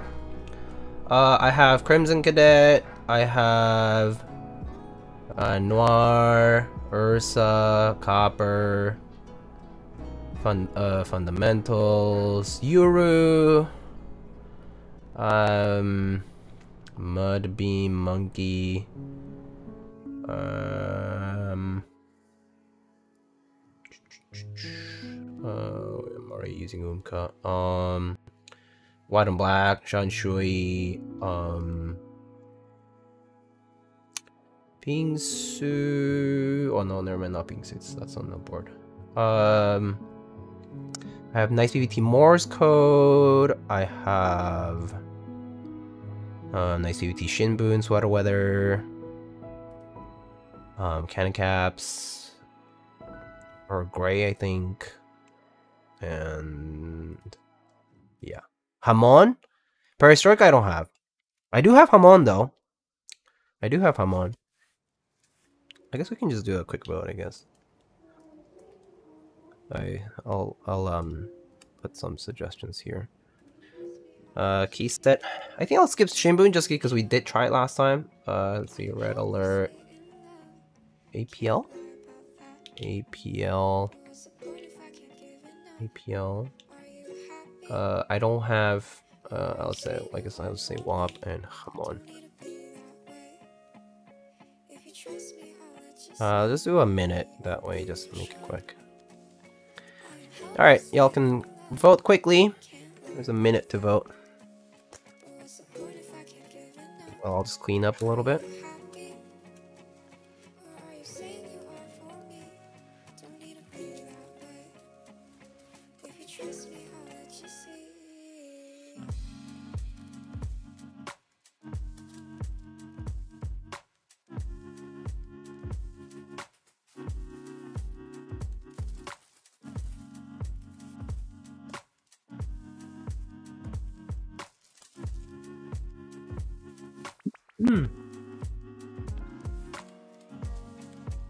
It's like Wob and Hamon are pretty tight in the race there.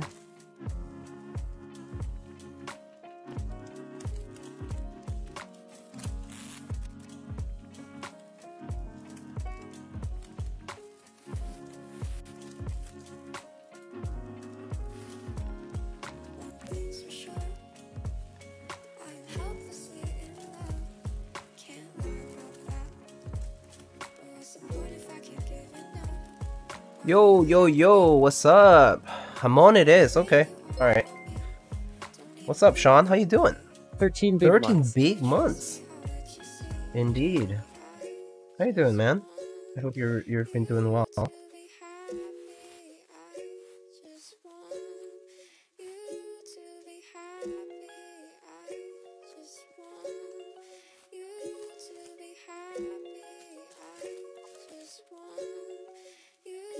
Been grinding my ass for research. Hey, nice. Is that a good thing or a bad thing? Sounds like a productive thing to do, though. Hope you've been healthy and well, nonetheless. Alright, Hamon it is then. Productive thing? Princeton research ain't no joke, bro? I see. Lightning keyboards, do you even do streams playing games or not? I feel like it would be cool to watch. Not often, no. Rarely. Barely any, no. Alright, I will bring Hamon and be right back.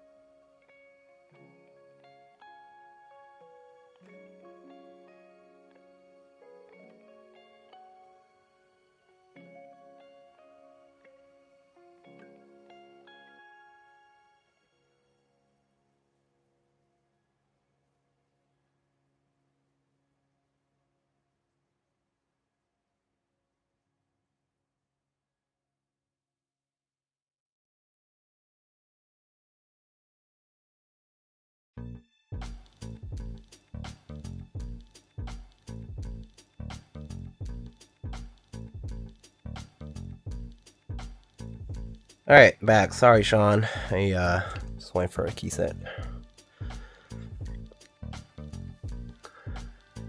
It's kind of crazy. High schoolers doing research with grad students. I don't know why you accepted me.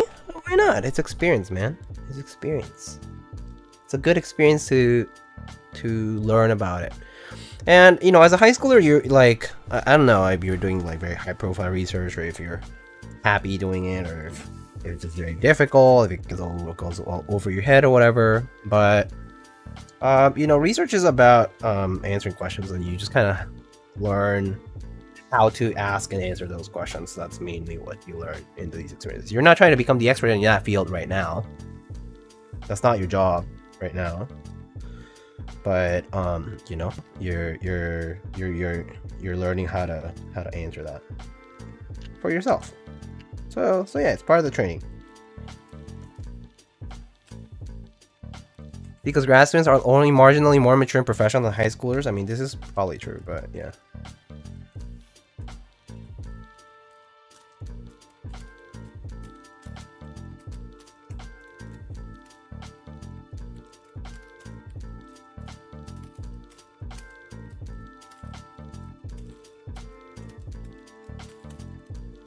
I said only 5 minutes? Alright, well, if it's already 5 minutes, then I'll give myself 4 more kek. Okay.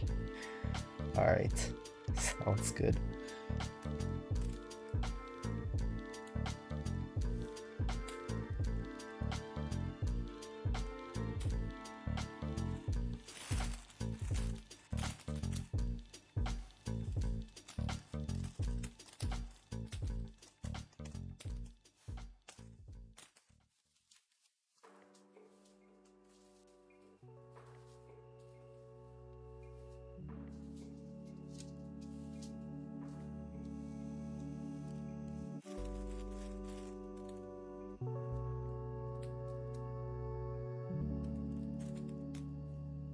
I asked my colleague today if he wanted to see me start a fire. There. Oh well, wait. Oh, that's right. You're a chemist. I guess that's a little different.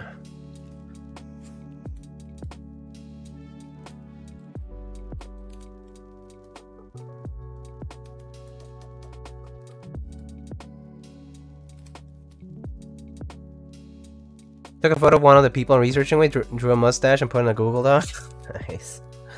Sounds fun. Sounds like you've had some fun at the research. Doing research. Honestly, if you're enjoying it, that's good. That's right now. That's kind of what matters the most. So I don't want to feel too agitated about you know, feeling like you're not contributing or whatever. You're just kind of learning what the field's like and what it's like to be doing that. Were they amused? They weren't, but the other researchers? Oh, okay. Well.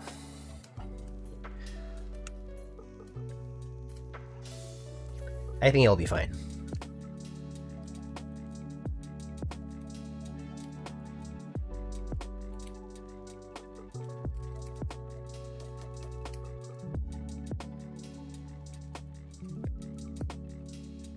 He started cackling.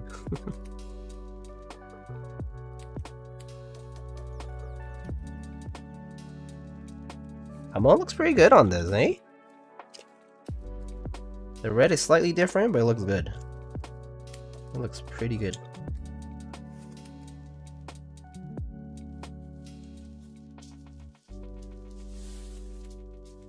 I wanted to offer to write my rec? Nice! Nice, that's good.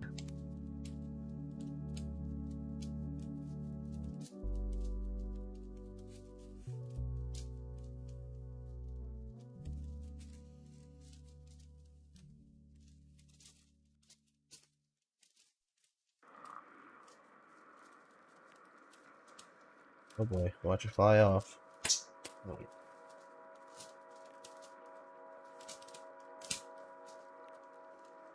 It's crazy sometimes.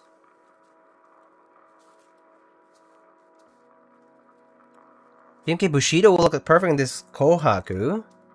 Oh yeah. I don't have Bushido, but I think it would look nice. Yeah.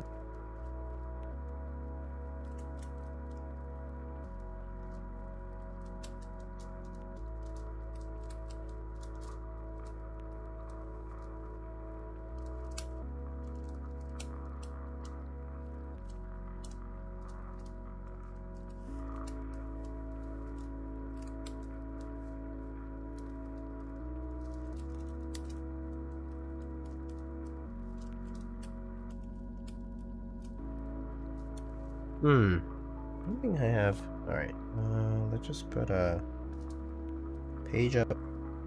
Where's page up, page down? Oh, here.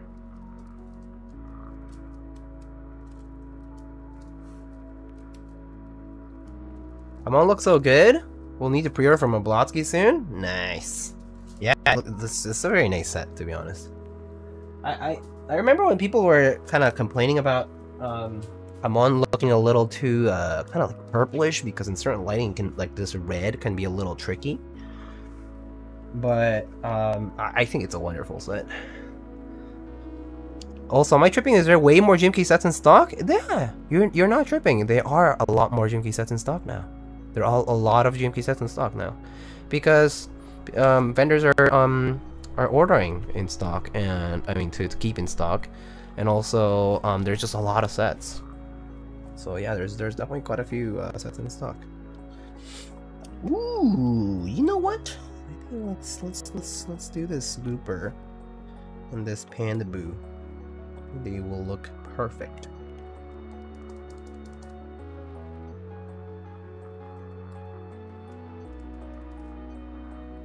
Ta-da! How's that? Look at that. How bad is the GMK waitlist? Waitlist is it's definitely, is it a 2 years now? It depends on the set. I would say some sets that have definitely taken quite a long time, but it's like the speed has gone up relatively though. Relative to before, I think the speed has gone up. Like they're definitely upscaling and doing things a lot more quickly than before. So there's that. Is Rookie delivered? Oh no.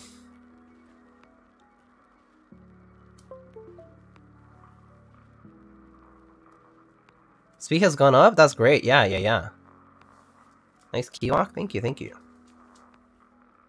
GMK on Turbo right now? Yeah, I mean, it's nice to see that sets are shipping more quickly though.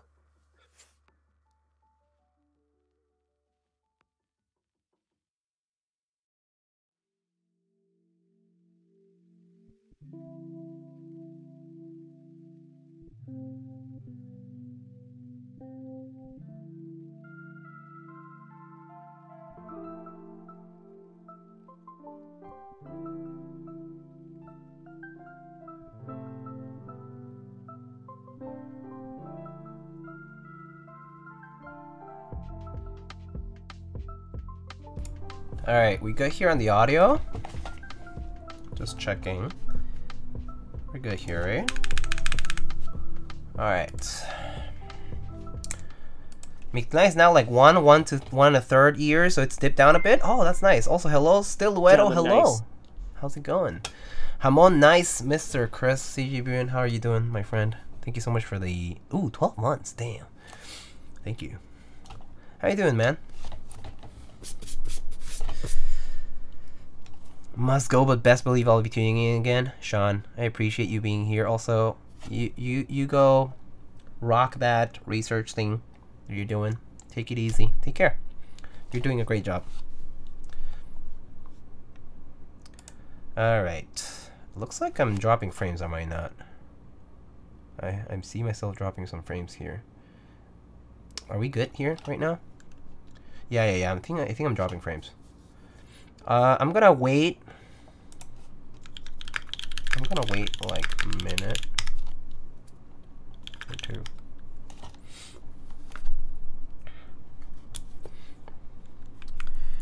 Yeah.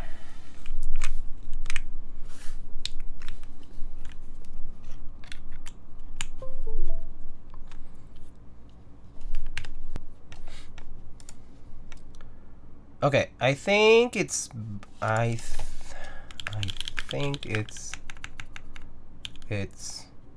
sort of back to normal. Try play pause refresh. Alright. I think we're good. Sorry about the little hiccup there. I think my internet's just not reliable all the time, especially at night, I feel. Okay, friends. Today we're gonna try this this Kohaku. This is a Kohaku built with broken-in cream switches on an aluminum plate. This is a gasket mount board. This is GMK Jamon right now. We have some artisans from Brocaps and Booper. And yeah, let's give it a try. So these are creams on a full aluminum plate.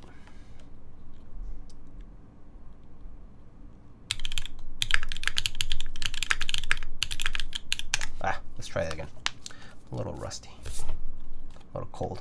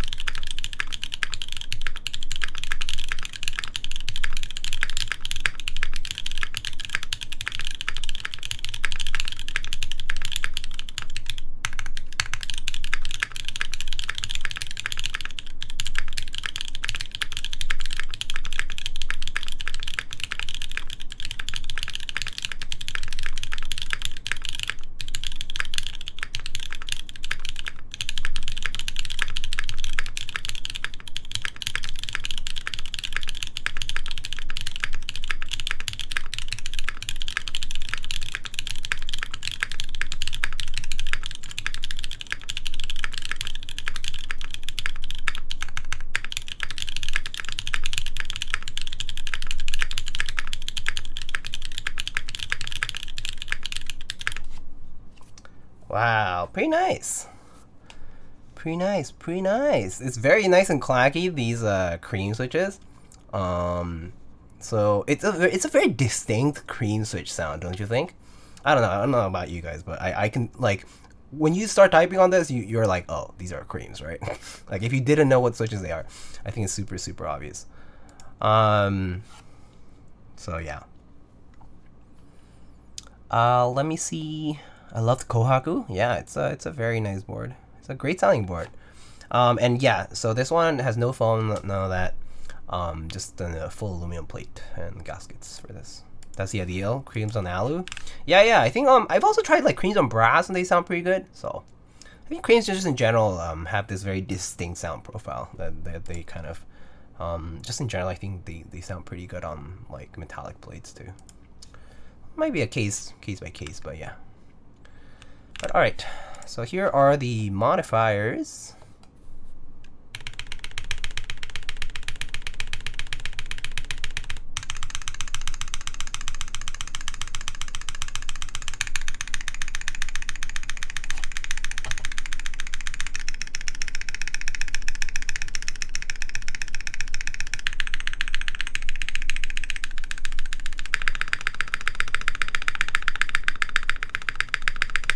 Man, that spacebar slaps.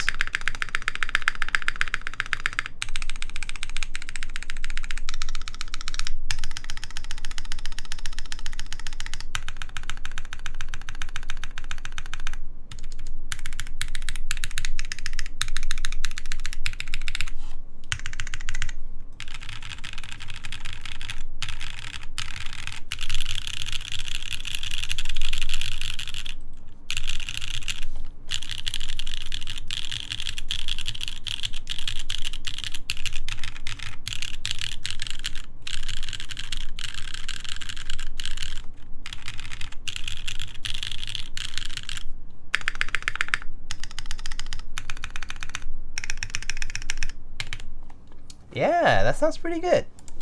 Overall, I think the stabs came out great. That's something that I'm pretty happy about. So pretty nice.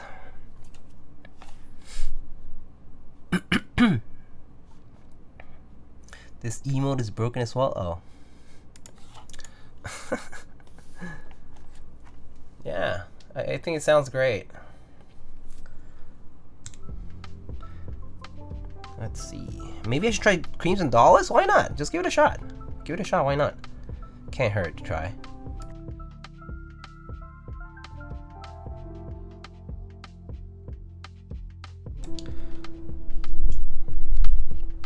What do you mean broken? I still... Oh, you mean, is it in the... Oh, I still see it in the chat box. Right here. I still see it there. Oh, GF doesn't loop properly. Oh, I see. It's a different loop. Okay. I see.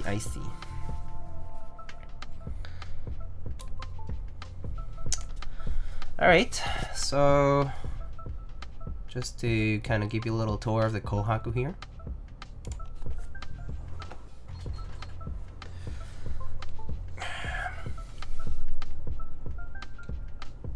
This is with GMK Jamon, red aka with the GMK Jamon.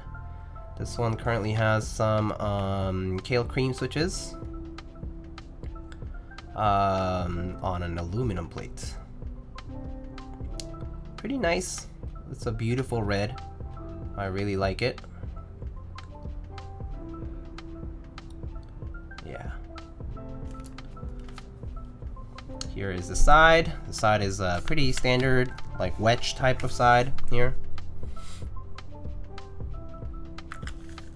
But I do think that the back is super impressive on the Kohaku. I think it's like probably my favorite part is looking at this back section here.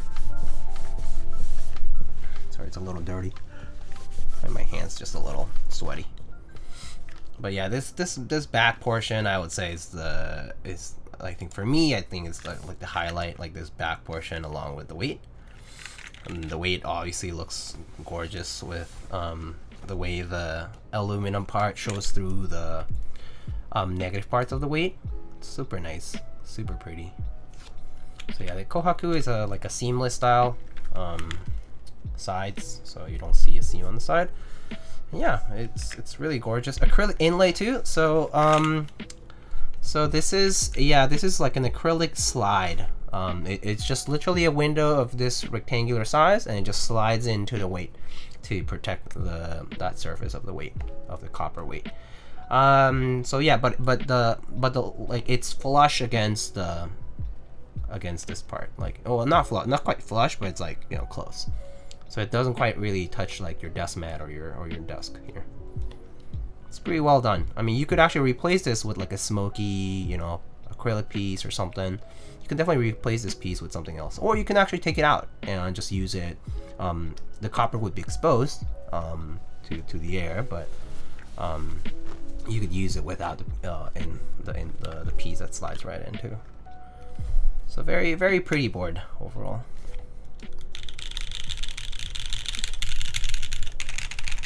Sounds pretty solid too.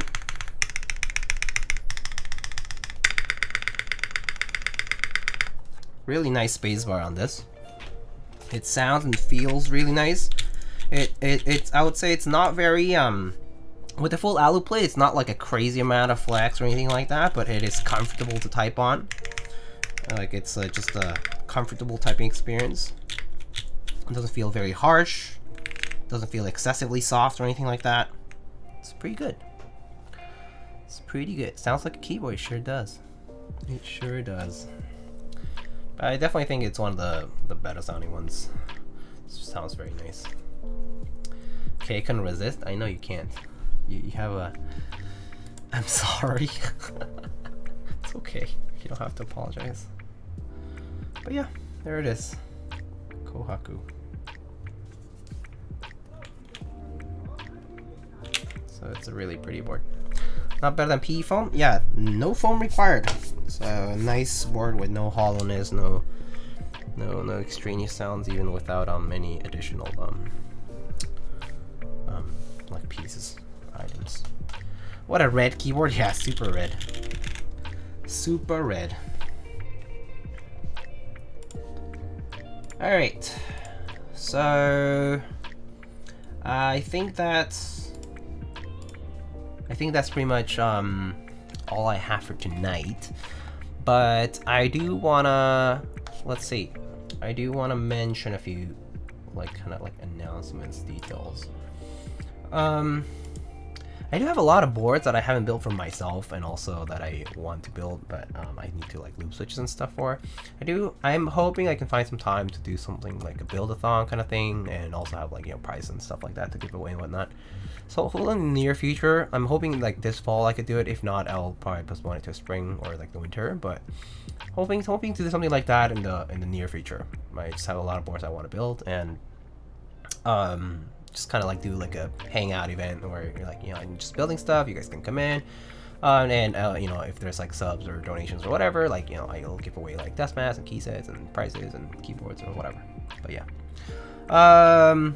that's something that there's no formal announcement for or anything. I just have to find the time to loop switches and stuff and kind of get everything ready on my own, because more of a personal thing.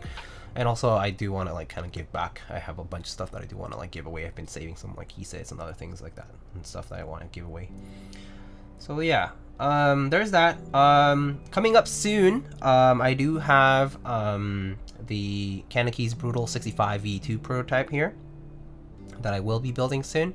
I will be building those with some of these switches that are supposed to be kind of similar to Creams. And they also come like pre-lubed from the factory. They're pretty smooth. I tried.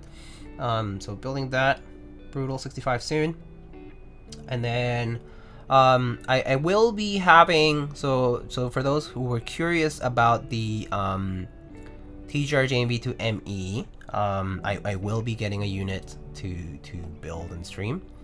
It hasn't arrived, so I don't know any details. I haven't seen it. I don't know anything about it. Don't ask me about the weight. Don't ask me about anything. Okay, I don't know anything about it. It hasn't arrived. I don't know anything yet. But I will probably be building one. I'm not sure if it will make it before the date of the raffle.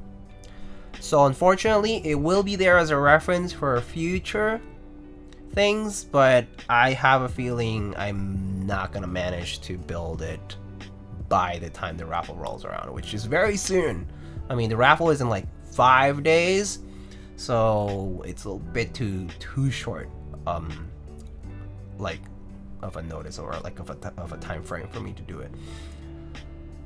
Buy first, decide later. You heard it from the boss. Buy first, decide later. I mean, yeah. So obviously, support Sam, support Kailh at Mono K. They do great work. So yeah, I'm pretty excited for that though. So you guys will be seeing that later on, probably in coming weeks.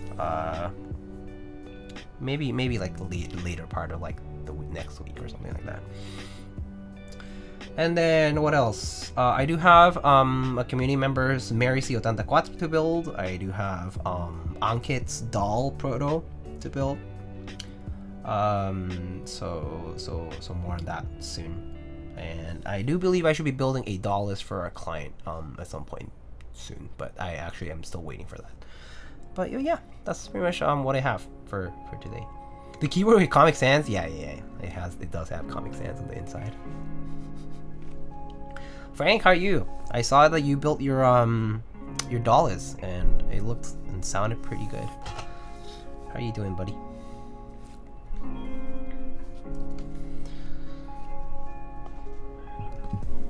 But yeah, tonight we built this this Kohaku, and it came out great. I think the stabs turned out super nice today.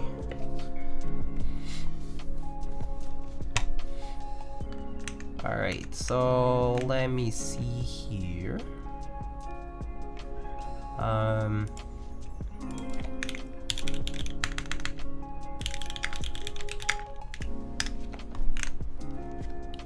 Whipped creams, yeah. Broken in creams. Such a distinct sound. Creams just have this like very obvious sound profile to them. Like you like hear it and you know exactly what it is.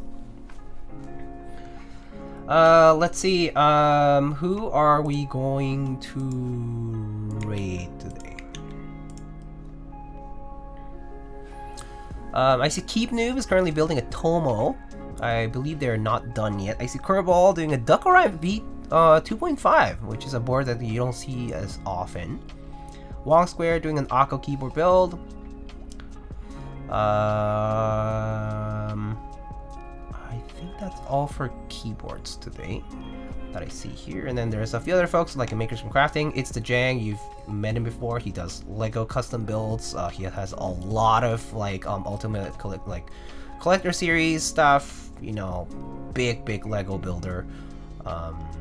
And we've rated them before. Hune. Oh, okay. Anyway, I am not acquainted with Hune, so unfortunately not. Alright, I guess we can shoot over a raid to, do I wanna, Tomo? Tomo? You guys wanna see a Tomo? Tomo? Okay. So Keep Noob. Let's raid Keep Noob here. Wait.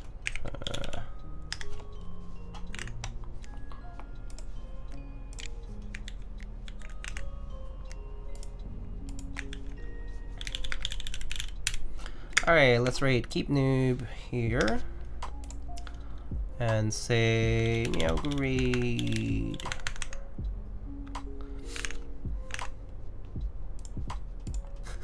I'm gonna meme with something that my server has been talking about all day today, but do you think Tomo is real TGR? Unlimited means not real, right? Just kidding.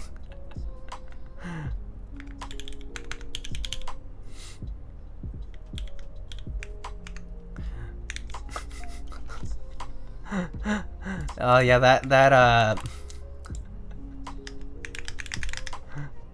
the copy pasta is so funny. Alright friends, well have a good night. Thank you so much for coming by. I'll see you guys on the next one. Probably going to be the Brutal 65 then. But otherwise, yeah, thank you so much for coming by. I'll catch you guys on the next stream. Not sure if it's going to be this during the weekdays, but yeah, I'll probably try to do one more stream this week. But yeah, I'll catch you guys later. Take it easy, stay safe, and I'll see you later.